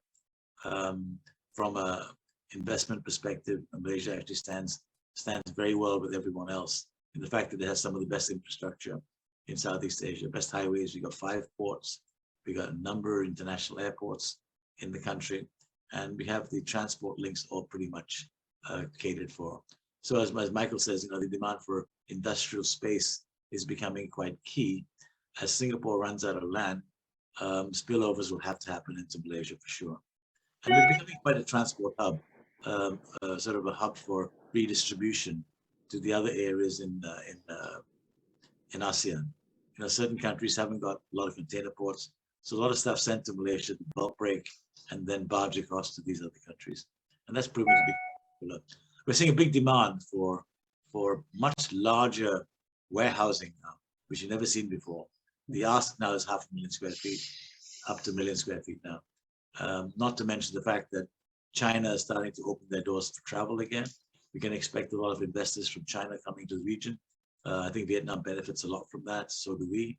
So they're becoming to look at much more attractive industrial assets here and participate in the economy in a far more positive manner. Rick, this is I'm just going to add something on the office, and it's more anecdotal than anything else. But we're talking about return to the office, flex space. I was in 2 meetings this week in Singapore where the companies had designed their office for, say, a 70% capacity, and they were overstaffed. There were too many people coming to the office. So I think a lot of companies thought that a lot of people would work from home, and maybe it's different by company or by industry or geography, but it's interesting that I've seen a few offices in Singapore that had the hot desking and people were kind of working at temporary situations. People are wanting to come back to the office. Yeah, thanks for insights, Michael, and also Stuart, and thanks for your comprehensive view on that. And I concur with Malaysia. Being back here for the last couple of days, it's been amazing to see the growth of the city and what's happening. And the Philippines, juxtapose that with Manila. We're seeing a lot more people come back into the office, call centers, BPOs, et cetera, eventually want all their people back in. I think what we're seeing now also is that obviously a lot of US multinationals, Q2 earnings are definitely under pressure. So and numbers are down, profits are down. So that usually means cutting headcount in the US. So we're anticipating a lot of growth in the call center, BPO, shared services sector. And similar to the other markets, whether it's Singapore and Malaysia, et cetera, it's ESG and green buildings are definitely not just a nice to have, it's a must have. 5-10 years ago, you talk to a developer and say you talk about green buildings, he said, I'll give you whatever color you want. I'll give you red, I'll give you orange, I'll give you purple. So now, people want they want ESG, and they really ascribe to that, and it's part of their core values and mission statements, et cetera. So that's kind of the wave of the future as a must-have. Okay, moving over to Michael and Hugh. More on the industrial side, the geopolitical crisis, Russia-Ukraine war, the rising fuel costs and inflation are definitely affecting the global supply chains and food production. How are these events affecting supply chain, transportation, infrastructure on your industrial real estate assets, your markets, and how is this affecting them in a positive way, in a negative way, and how might that be an opportunity in the future? Michael, over to you. Yeah, just go really quick. One of the things we see is people are actually tightening the belt, to use that phrase, that a lot of people are really looking at their supply chain reconfiguration. So where traditionally they might not have been so adamant about really pressing the cost, I think now with the fuel charges going up, inflation going up, a lot of companies are taking a much more serious look at where their facilities are located, how their facilities are operating, and trying to just get a little bit more efficiency out of a lot of their facilities. And that could be for the larger facilities, like Stuart was talking about, buildings are getting bigger and bigger and bigger and more efficient. But at the same time, a lot of companies are looking at for different modes of delivery, whether that's, e-commerce coming into last mile logistics facilities and closer into the city. So I think everyone is really looking at the bottom line now to try to get the most efficient buildings. I think that's where the advantage is of really sitting down with companies and going over their portfolio, not just on a country basis, but it could be a regional or worldwide basis, and seriously having a look at what their facilities are and which ones that they might want to get out of or reconfigure. So it just forces people to be a lot more looking at the bottom line. Great. Yeah. Thanks, Michael. Some excellent insights there. You want to talk to us about how things are, or how that's being affected in Vietnam? Yeah, I think Vietnam is in a different development stage. So I have to say even with the rise in fuel cost, that impact logistic player due to the overall growth in the market, as I shared earlier. We only see small impact on our leasing, where clients could be a little bit slower in making decision, or they are a little bit more price conscious. Overall, we still see a strong demand from logistic players, as we are working with some of the largest e-commerce and last mile players for the expansion plan like in both Ho Chi Minh and other provinces. So could say that like it have like small negative impact for us. And in terms of like positive impact, I think this would like further support the view of location diversification of MMC production line as a country with like stable political environment. I think Vietnam like could be benefit from this trend as well. Rick, if I'd like to add on something there, I think the other thing that's missing here is the fact that I'm sure Michael bear me out here, is there's a big shift to automation. And this is one place that they think many of the operators see the huge advantage. I've never seen so many ASRS systems being put into the ground in Malaysia in such a short space of time. Everyone realizes that labor costs are rising, and heavy labor usage in logistics is not the way forward because it's really inefficient and a lot of mistakes are made. So ASRS is the way to go. And these are huge facilities. IKEA just completed their 1 million square foot facility in Port Klang, which is used as a shipment to the other markets as well. And they have 200 people operating 1 million square feet, 24/7. It's quite amazing to see it's a very expensive investment, but they took it on. And we're seeing this trend now slowly growing. And in fact, in the old order, logistics was very much, I have a 100,000 square feet warehouse. I get a whole bunch of workers to come in, they'll muck around, pick up the stuff and ship it out. Doesn't work anymore. Costs are getting too high for that model to work. So they're now seeing efficiency, as Michael said, in much larger facilities, more automated, automatic picking, fewer workers, and the trend to automation is going to actually revolutionize logistics in Asia. The countries that don't catch up with this are going to be left behind.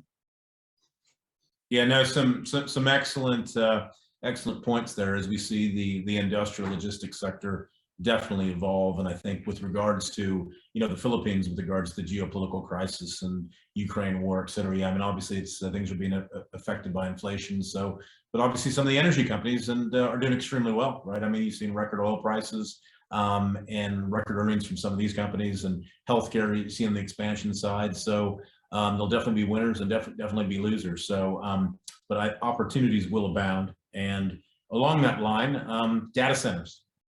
And I have Michael maybe talk about this. Data centers are basically really catching on in certain markets. The Philippines is not an exception. So how are you seeing the future of data centers in Southeast Asia? Where do you see opportunities in the markets where you're operating? It's interesting that we're actually in all markets. And if you look at all of the markets, which were, China, Japan, Korea, India, et cetera, all of these countries were developing data centers. So it's very synergistic with our industrial group. So, but we have taken the step to hire people who are really data center experts. Not so much on the real estate side, but really on the technology side. The one thing I would say about, and I know we'll hopefully discuss this later, is the whole ESG concept, renewable energy, solar power, which is very important for the data center, because a lot of the data center companies are very much looking at where they're getting the power from, how green it is, etc. So I think it's a very much of a combination of having the data center, great location, but also being able to combine that with a renewable energy source. I don't think we're going to see any slowdown in the data center industry at all. I think it's just only going to expand. And I think it's just, very much looking at the different markets that we're going into, coupled with the regulations. Singapore had a moratorium on the data center. So I think it's just going to be, very much not just working with the data center operators and users, but also with the local governments and the power providers to be able to make sure that we're all developing in the correct way. Yeah, that's great. I know our group, Knight Frank's just taking one of the top teams, and we'll bring a couple guys from London into Singapore as well. So that's definitely with a focus on the emerging markets in Southeast Asia. Stuart, do you have any comments on the data center market? Yeah, we've been researching the whole industry for quite some time now, and we've put up a lot of opinions on it. We've actually done a lot of work on actually mapping out Malaysia as a possible location for data centers. I'll put it this way: we're not on any fault lines. We don't get typhoons. We don't get floods. Maybe the floods are sort of coastal, but not in other areas. But one thing is interesting, we do have a 40% oversupply of electricity in the country, which really for data centers is so energy hungry. When you talk about a 100 megawatt hyperscale, that is a lot of power, that can power up a whole city more or less. but the data centers are very power hungry. And as Mike says, they want green power, and not everyone has green power. I mean, like places like Sarawak, which has got the big hydro dams there, they're taking advantage of that. But then, of course, their connectivity is not that great. Peninsula Malaysia has a lot of power, but it currently is on coal fire, although Tenaga is now pivoting to more solar and renewables in that respect. We're not a great country for wind power because I don't think we don't get those kind of breezes that you do in other places of the world. So it's going to be a challenge. All the green power that's been produced by Tenaga has been snapped up by those that want to sort of do the ESG programs. So the carbon credits have been all taken up. So new supplies is being organized, of course, being in a very sunny area and benign. We have a lot of land for solar, but then of course you have to work out what happens at night, whether they can actually work during those periods. But I think at the end of the day, what Malaysia has offered is that we do have a very good transportation system. We've got power, and there's a fair bit of fiber landing in the country for us to connect. And it could become a very interesting data center option for people looking to locate there. We've got sites that we think are ready to ready to go ahead. Microsoft has moved quite heavily into, and I think the bridge company is also putting a huge hyperscaler in Johor. There are 2 hyperscalers coming up so far, but I think the demand is for a lot more. But again, the issue is getting power to the sites. You know, you can say I can build a data center overnight. You can't, because getting power to your sites could be the biggest challenge. Am I right? Right, Mike? You know, you go to the power company and say, sorry, we've got no supply for you.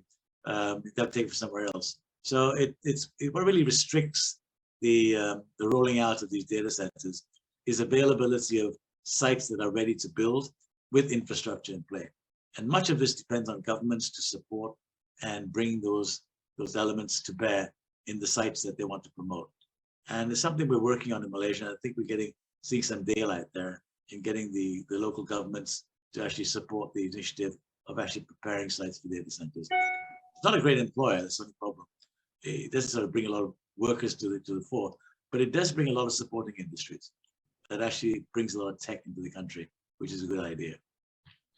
Yeah, I think it's probably a little bit COVID-proof, some of these facilities. I was at some of the hyperscalers in the US recently, in Arizona, Nevada, and whatnot, and to see what they've laid out from a real estate investment perspective in returns, it's pretty impressive. But I think the Southeast Asia, a number of the markets, including Malaysia and Philippines and Thailand and Indonesia, whatnot, will be prime for some of the hyperscalers. What are you seeing in Vietnam on the data center side? Actually, like we're also working with like quite many data center operator. But right now, I think Vietnam, like we have a key problem where we only like have one source of power. Where for data center, they might require like two sources of power. So that may like be a limit to the data center growth. Yeah. Good to hear, and it's exciting, and I think it will definitely be a market mover in the years ahead. Moving over to ESG for everybody. Obviously, that's been front and center for everybody. So, in terms of ESG, obviously a hot topic for institutional investors, for end users. How are you seeing the positive momentum and this really catching fire and getting positive momentum in the emerging markets? So maybe Michael, do you want to take that one first? Yeah, definitely. I think we're way beyond the, as I used to sarcastically call it, the adopt a panda strategy, where, you know, someone might just give money to the local zoo and get a copy of the panda and say that's my ESG. That's way gone. I think it's crucial. It's, you know, I would even say, you know, a necessity for any company to be able to operate. So what we've done at ESR, we have, besides a head of ESG across the group who coordinates all our policies and procedures and put together our ESG 2025 roadmap, we've also recently hired a head of renewables to look at our whole renewable strategy, solar, hydrogen, etc., across the group, because these are things that companies are, I wouldn't even say they're demanding, it's just insisting, you know, you have to have a policy or procedure to be able to do this. So for us, it's the solar power, the hydrogen, the renewables, how to increase our solar power across the group. We have a target by 2025 for a 50% increase across all of our roofs on the solar, an increase in building certifications across the group, whether it's LEED, BREEAM, WELL, etc. That's something which I think is just going to be more and more mandatory.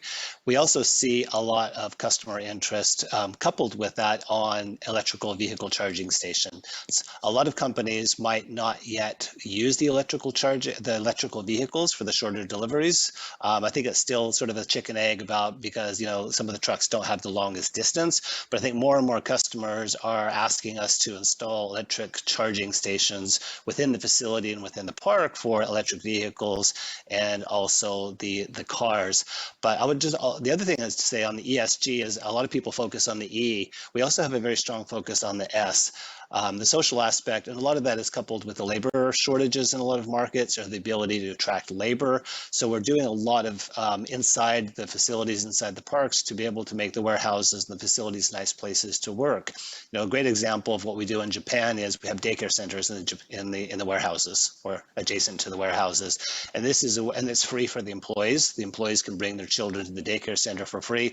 It's a way to attract traditional female labor into employment without having to pay for the daycare. It's an incentive for the government to use it as positive, and our customers actually use this as a way to attract labor in a very tight market. So I think it's a combination of the E and the S and the G, although I think a lot of people still kind of focus on the E because it's probably something you can quantify a little bit easier in some markets. But definitely a hot topic, and it's not going away. No, I hear you, and I've adopted a couple pandas myself, so now it's good to know that we're taking it seriously. Stuart, what are your thoughts? Stuart? Oh, sorry to Hugh. No, Malaysia, the Securities Commission and the Bursa Malaysia has moved very positively in bringing the corporate code of governance to bear on ESG. So all boards are responsible for the ESG programs, the directors themselves personally. So they're putting a big program in for companies to target a zero carbon footprint by 2050. We're a little bit behind the curve. Singapore's quite well ahead in having carbon exchanges and things like that, which are things that the industries have to really move towards, creating that whole environment where you can trade carbon credits and pay for them. But I think Malaysia is actually moving quite solidly along that line in terms of the governance side. But on the ground, I think, as Michael said, daycare centers has been part of development plans. Even further, like worker accommodation has become a huge issue in Singapore and in Malaysia as well. The quality of worker accommodation has been very heavily criticized, and that's being addressed. You can't do an industrial park today without having good quality work accommodation to cater for your workers, to make sure they're comfortable and they can actually have a reasonable life in the industrial space. And that really helps attract more people to the industry per se. So I think the S side is also equally important as the E side. And of course, governance, I'm sure companies are very tightly controlled by their corporate code of governances and the local rules of listing. So I think in those aspects, I think the industry per se, property industry is probably well set up to get into that space in terms of rejigging their buildings to comply with the zero carbon strategy and improving the efficiency of their buildings. Automation plays a big part in this. There's a lot of investment having to be done in ESG, but at the end of the day, it actually pays for itself. A lot of people don't realize it, but that's how I see it.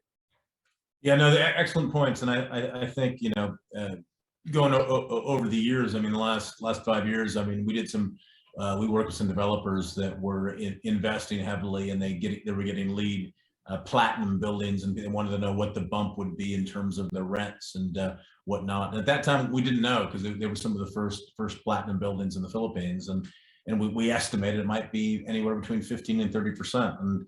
And in hindsight, we were probably correct. And I think in some of these markets now as well, you're seeing a two-tiered market. People going to the buildings that are basically compliant with some of these ESG standards, and then basically the tier 2 buildings that people are moving out of and nobody wants to go into. So there's a retrofit, et cetera. So doing good is also looking to be good business as well. So how's the ESG storm taking effect on the Vietnam real estate market? So like ESG is like very important to us. We get the requirement for ESG and renewable energy from both our investor as well as our clients. So we are developing our first lead project in Hanoi, and already received like very strong inquiries for that project already because of the ESG as well. We have like a clear plan to achieve like 80% of southern project with renewable energy by 2026, and we plan to start install solar panel in 2 of our projects by end of this year before rolling out to other projects. So, and on the corporate level, we have a clear ESG roadmap for both short and long term, and we are developing a feasible plan to realize our target. Good to know. No, it's good to know these things are catching on in the emerging markets of Southeast Asia, especially Vietnam. That's great. So moving on to we talked a lot about sheds and industrial. Let's move over to beds a bit. So Stuart, do you see opportunities in multifamily residential sector, hospitality and tourism sector? Because that was obviously one of the hardest hit during COVID. And are you seeing more consideration on the repurposing of real estate assets as a result of the pandemic? I think I'm not very fluent. I mean, there's no multifamily residential in Malaysia. It's not a rental market. Everyone here likes to own their properties, and the rental markets are very, very weak.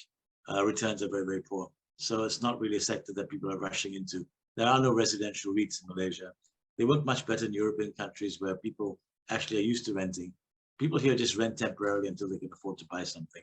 So it's not a really big market, but although the fact that people can't afford to buy houses, more people are being forced into renting, but the returns are still very thin on the ground. On the hospitality industry per se, I think there's been some very big positives. We keep building luxury hotels. I mean, 60% of all new developments are in the APREA sector. So obviously there's a lot of faith in the future business travel as well as tourism in Malaysia. The 2-year lockdown did hurt them tremendously.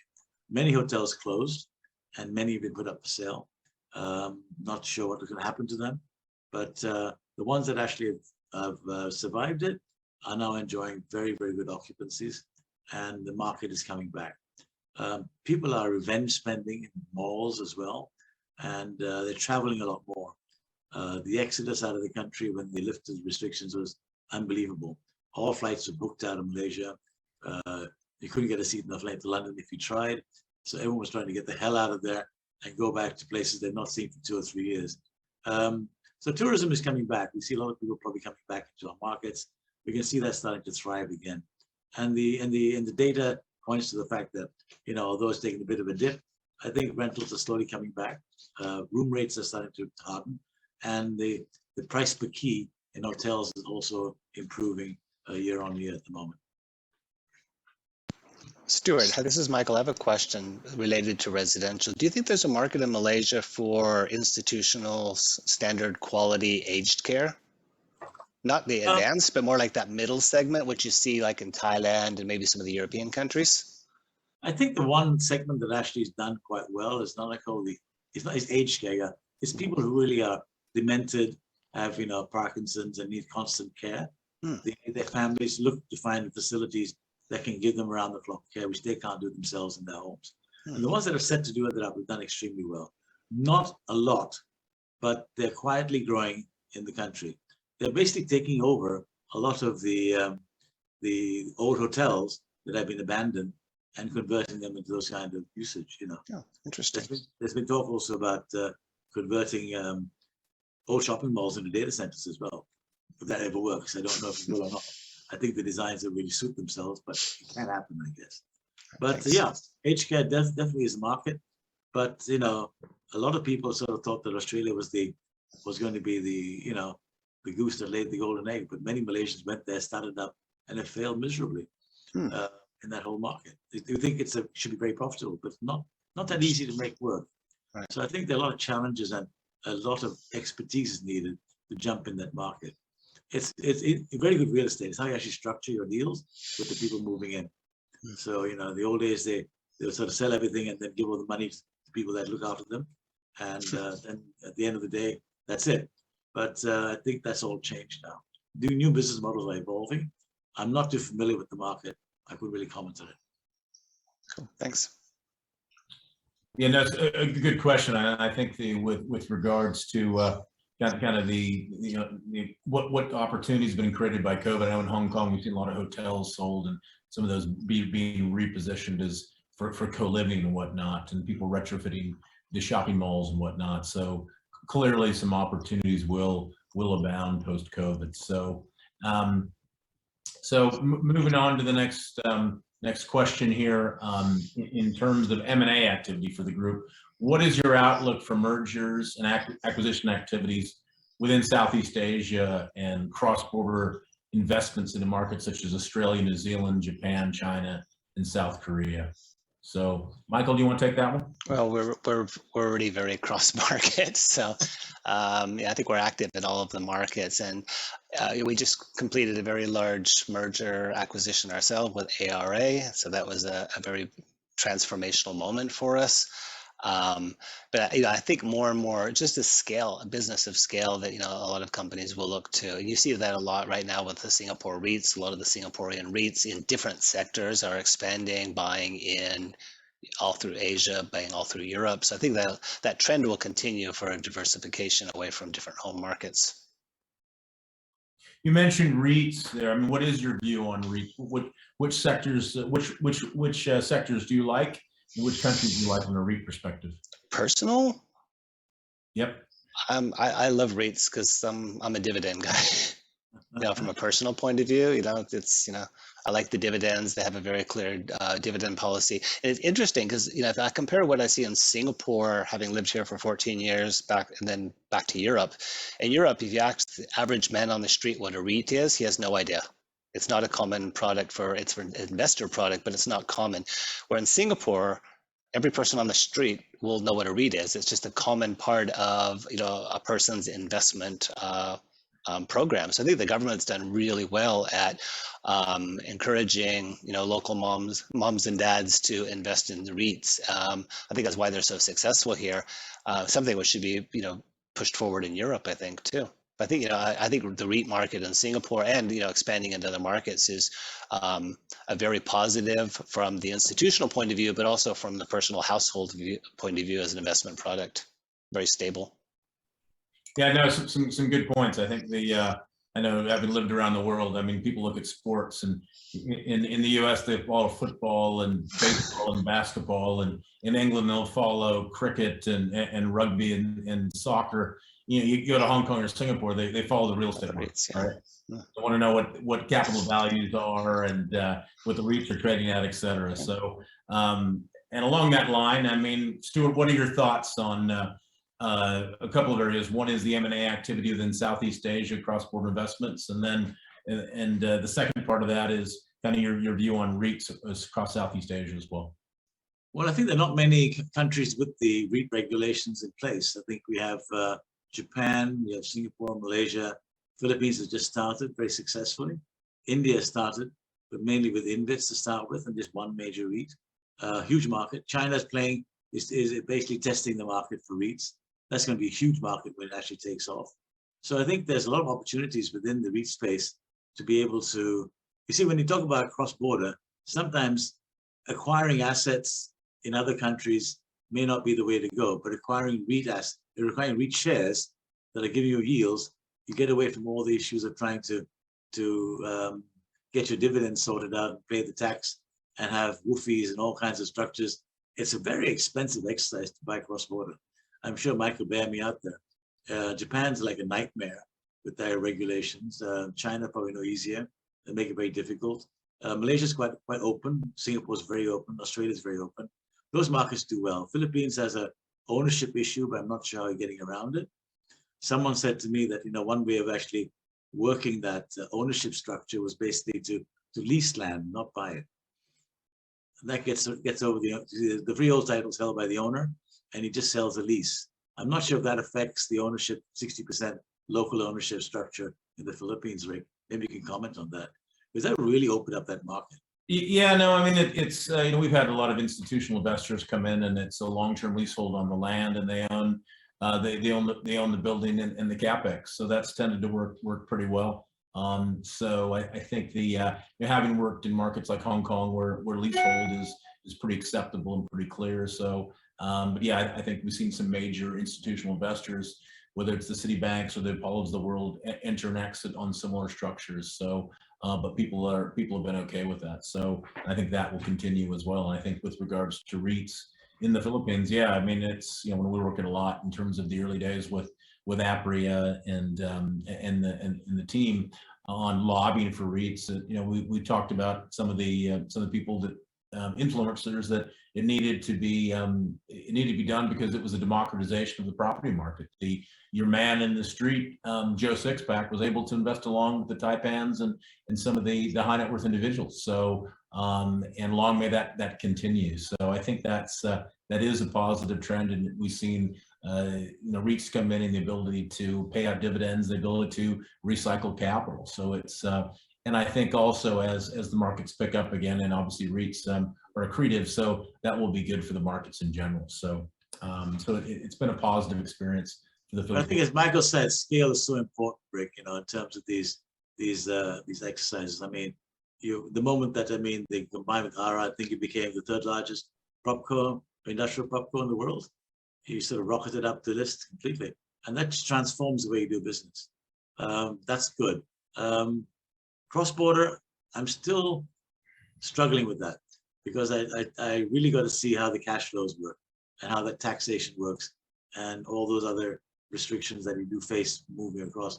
But even with Malaysia itself, it's really primed for M&A activity because we have basically a very bipolar market. Half the REITs are running in the $1 billion asset class, and the others are below $1 billion. So they're much smaller. They don't have scale to buy. They can't grow quickly, and they're basically stuck in the mud. So they really have to sort of, I think, combining them, combining portfolios makes a lot more sense. And I think, becoming fewer, bigger REITs is more interesting than having smaller REITs that are trying to struggle to grow. And it's always the question of how much can you add every year to your portfolio. That's the big challenge. Going cross-border is not really a solution if you're a small REIT. You haven't got the balance sheet to do that. And you'll be punished when you take that kind of risk as well with your local investors. So I think, the whole idea of going across border, bringing foreign assets and listing it as a REIT in Singapore works. I think many like Cromwell have done quite well with that business model. They basically give locals an access to a European portfolio. But I'm not sure how the taxation works in that respect either. But I know everything you earn in Singapore, when you export it out, it's duty-free. You don't get taxed on your income, which makes it very attractive being an investor in Singapore REITs. I'm a very big investor in Singapore REITs myself. I think I've done very well from that whole strategy. Singapore REITs have been very, very well managed and they perform very well over the period that I've been involved with. Yeah, no, definitely some astute perspectives. So thank you for sharing those. Moving over to Hieu for Vietnam, I think from a Vietnamese perspective, what are you seeing? What's your outlook for M&A activity within Southeast Asia and cross-border investments to markets such as Australia, New Zealand, Japan, China, and South Korea? So overall, the M&A markets look quite promising in Vietnam, especially for industrial real estate, where double-digit yield still can be achieved. In my view, as our market is still in the development stage, most of the deal would be simple, single asset acquisition in the next 2 to 3 years. And while after the market mature, I think we will see a lot more portfolio acquisition or consolidation between peers, and also the establishment of REITs, which would be very interesting for Vietnam. For BigWood, we have a very aggressive expansion plan, and we are open like to many different type of cooperation investment if the opportunity fit our strategy. And we are like actively looking for large scale project similar to our JV deal with ESR last year. And are you seeing a lot of foreign investment into Vietnam? Yes, there are like quite many like competitors, like international investment like come from like all over the world, like coming to Vietnam, even Japan, Singapore, China. So I think like I understand that like even like ALP, they are also looking for project in Vietnam. Okay, good to know. Just before we go on my final questions, just want to hit one of the questions from the audience, which is addressed to Dato Stewart. Do you see Malaysian landlords and sellers making aggressive or doing aggressive deals or adopting a wait and see approach in the office market? I think it's a wait and see approach, Rick. I don't think anyone's being too aggressive right now. Many of the big developers are, having to manage balance sheets which are not favorable to them right now. They're quite heavily leveraged, and they have to basically satisfy that debt. So there's been a bit of a slowdown in development and construction in the country, apart from the big infrastructure jobs that are going on right now. They're putting a massive LRT system around Kuala Lumpur, which is running about $50 billion, which is going to basically revive a lot of the construction industry, but not particularly in the M&A side. But what's going to happen is, because of the current economic situation, they think there are terrific bargains of people that wish to come in and take positions. I think there's been a lot of assets that are available for sale, and I think that people who actually have deep pockets and can sit it out will do very well. Good. Yeah, that's probably similar to a lot of our markets. So good to know. So our final questions, which is kind of twofold for the panel. Number one is, what lessons did you take away personally, professionally from COVID, and how do you turn that into an opportunity? Michael? I was going to say, it's the ability to do things everywhere. I guess it's kind of different for me because, and a lot of people probably on this panel, is we've always had the ability to work from anywhere. We're traveling a lot, etc. But the ability to see that you could actually do a fair amount of business not in the office. It's not opportune, but I think it's more this situation that when we need to do it, we actually do that. The flip side of that is what I see right now, is like I was mentioning, is I think maybe it's more of a US thing and not so much in Asia, where people are saying, they want to be able to work from home forever. And I just don't see that in a lot of the Asian markets. People want to be back in the office. I mean, maybe I don't think it's the technology thing. I think it's the social thing. It's the ability to work with people. Zoom is great, but it's not the end all. Good. Thank you for that, Michael. Stuart? Well, I learned how to cook. Is that an opportunity or a threat? Both, I think. Aside from that, I think what it taught us very quickly was how quickly technology saved the day. If there wasn't Zoom or Teams, we would have a real problem in actually keeping our businesses afloat. That came in at the right time, although initially it was very clunky and not terribly clever, but give credit to the owners of those platforms. They managed to scale it up and make it work quite efficiently. Now I can do all kinds of interesting things like we're doing today. We're having a webinar. People can dial in and listen to us speak, and not have to travel all the way to a venue and waste the whole day. An hour here is probably as beneficial as if you go to a normal conference. But I've seen, hybrid events work very well. Technology is here to stay. The hybrid events are here to stay. The Ecosperity event that they ran in Singapore has been a tremendous example of how hybrid works. Hybrid webinars and seminars can coexist side by side very successfully. So I think the lessons of the technology will impact the way we do business. And it's helped us be far more efficient in the work we do. It saves us a lot of money on travel. We don't spend so much time traveling, but we spend more time doing work, doing letting our ideas be fleshed out online. I mean, talking to people online is about the same as sitting in front of them, although the social aspects are not quite there. But you do save a lot of time traveling.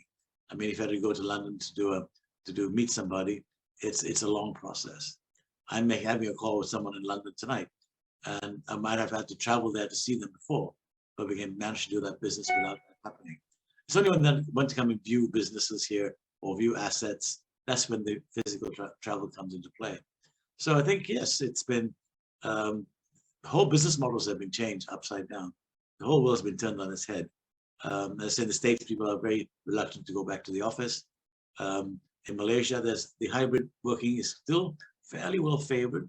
A certain amount of work from home, because if you've been in our traffic jams, you know why. People don't want to spend 4 hours of their lives in a car every day. They'd rather be able to sort of spend at least an extra day at home working from there and have a bit more quality time with their families. It does get productivity up, and it's quite important that that happens, yeah. Very good. No, I think we've all benefited from mobility and technology. Hugh? For me, I think it's important, like we just stay positive, stay healthy, and we can overcome like difficult times. Yeah. Yeah, no, I think being flexible and being resilient has definitely been the order of the day.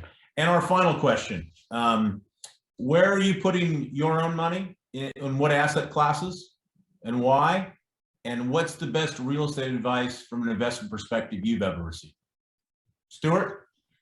Well, as I'm very much a dividend guy.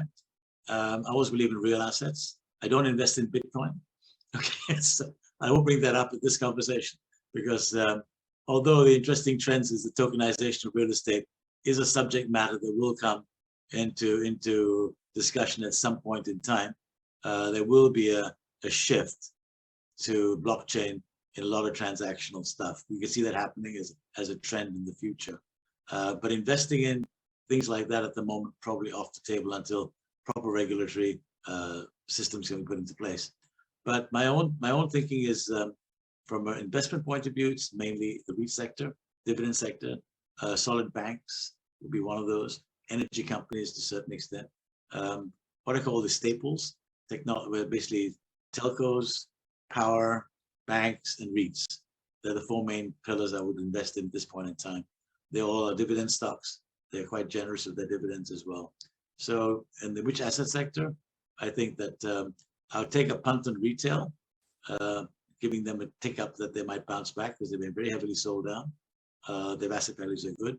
And if you still want to have a steady dividend, jump into the industrial space. You won't get much of a discount these days. As you well know, they trade very much pretty close to NAV or well beyond in some cases. And their yields are fairly healthy, but if they're growing, their yields are increasing every year anyway. So whichever point you get on the curve, you will do well in the long run. So, and it's nice seeing a cash dividend once in a while. So yeah, those are my 4 picks. And best real estate advice you've ever received over the years? Some sage advice? Don't leverage too much. Leverage, don't get too much in debt. Although Sam Zell said leverage is my favorite beverage, it's great in a market that's gone crazy, but not at this particular point in time. Good. Yeah, sometimes it works for Sam, sometimes it doesn't. Yeah, good. Michael? On a personal basis, REITs, because I like dividend, Singapore real estate, residential, certain sectors, old shop houses and older buildings, I absolutely love from a personal point of view. Singapore is going to stay Singapore and it's doing quite well. Best real estate advice I ever got, never trust a person with clean shoes. Very good. And we all know why. You got to get out there and kick the dirt. Absolutely.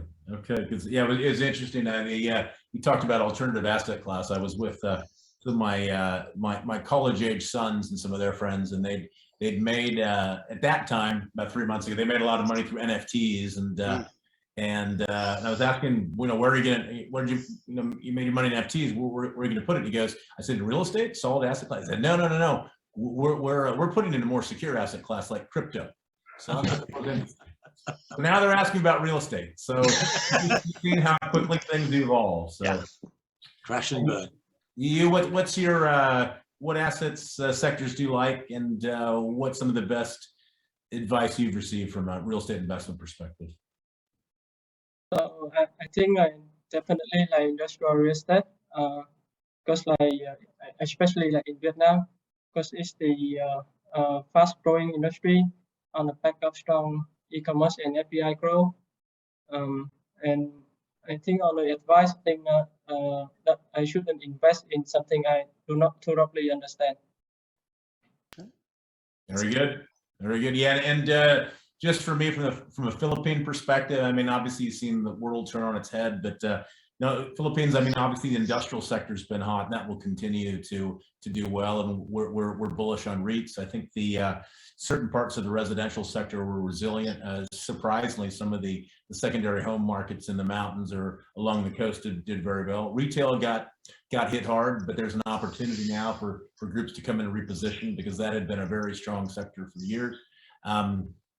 I think the hotel and leisure sector, especially some of the standalone resorts, had gotten hit extremely hard, and a lot of those were owned by families, and some are realizing, hey, maybe I don't want to be in this business anymore. So there'll be some training there as well. So I think opportunities will abound. I think some of the best real estate advice I've received was maximum pessimism, maximum opportunity for real estate investors. So having said that, I think I thank my panelists, my good friend for many years, Dr. Stuart LeBroy, the executive chairman of APREA Management, Hugh Doan, who's with BW Industrial Development, JSC, and Dr. Michael DeJohn Douglas, the group head of Customer Solutions and Partnership at ESR. And I also thank my friends at APREA for giving us this opportunity. Thank you. Great, thanks. Thank you all very much. Thanks. Thank you, Rick, for conducting this very, very interesting session. Thank you, Hugh. Thank you, Dr. Stewart. Thank you, Dr. Michael. Great insights from the Asia Pacific side, and wonderful insights. And we think that the entire Asia Pacific region is a great, great destination to invest in. A lot of investment opportunities and a lot of great returns are in stock. With this, we end today's session. But before we end, I would like to highlight that certain themes that came up during today's day, and which is something that is going to lay the foundation for the real estate industry in the coming years, are great M&As, great deals and transactions, a lot of rise in transactions even during the COVID period, which clearly states that there is a huge market for some great assets. We are likely to see consolidations. Reits definitely on the high. People looking at making great returns from Reits. Foreign and international investments are going to play a great role. New asset classes besides commercial, residential, and the historic ones are on a play. We also see ESG. We also see corporate governance. On the whole, a fantastic destination to invest in, great and promising returns from the entire Asia Pacific region. I thank all our speakers for today for their insights, for taking out time today and sharing their views on the topic. Thank you, dear participants, for being wonderful audience and being very, very participative and patiently listening to our speakers. I would like to thank again all of you and look forward to seeing you at the next APREA event. Stay tuned. Have a great day. Take care. Bye-bye.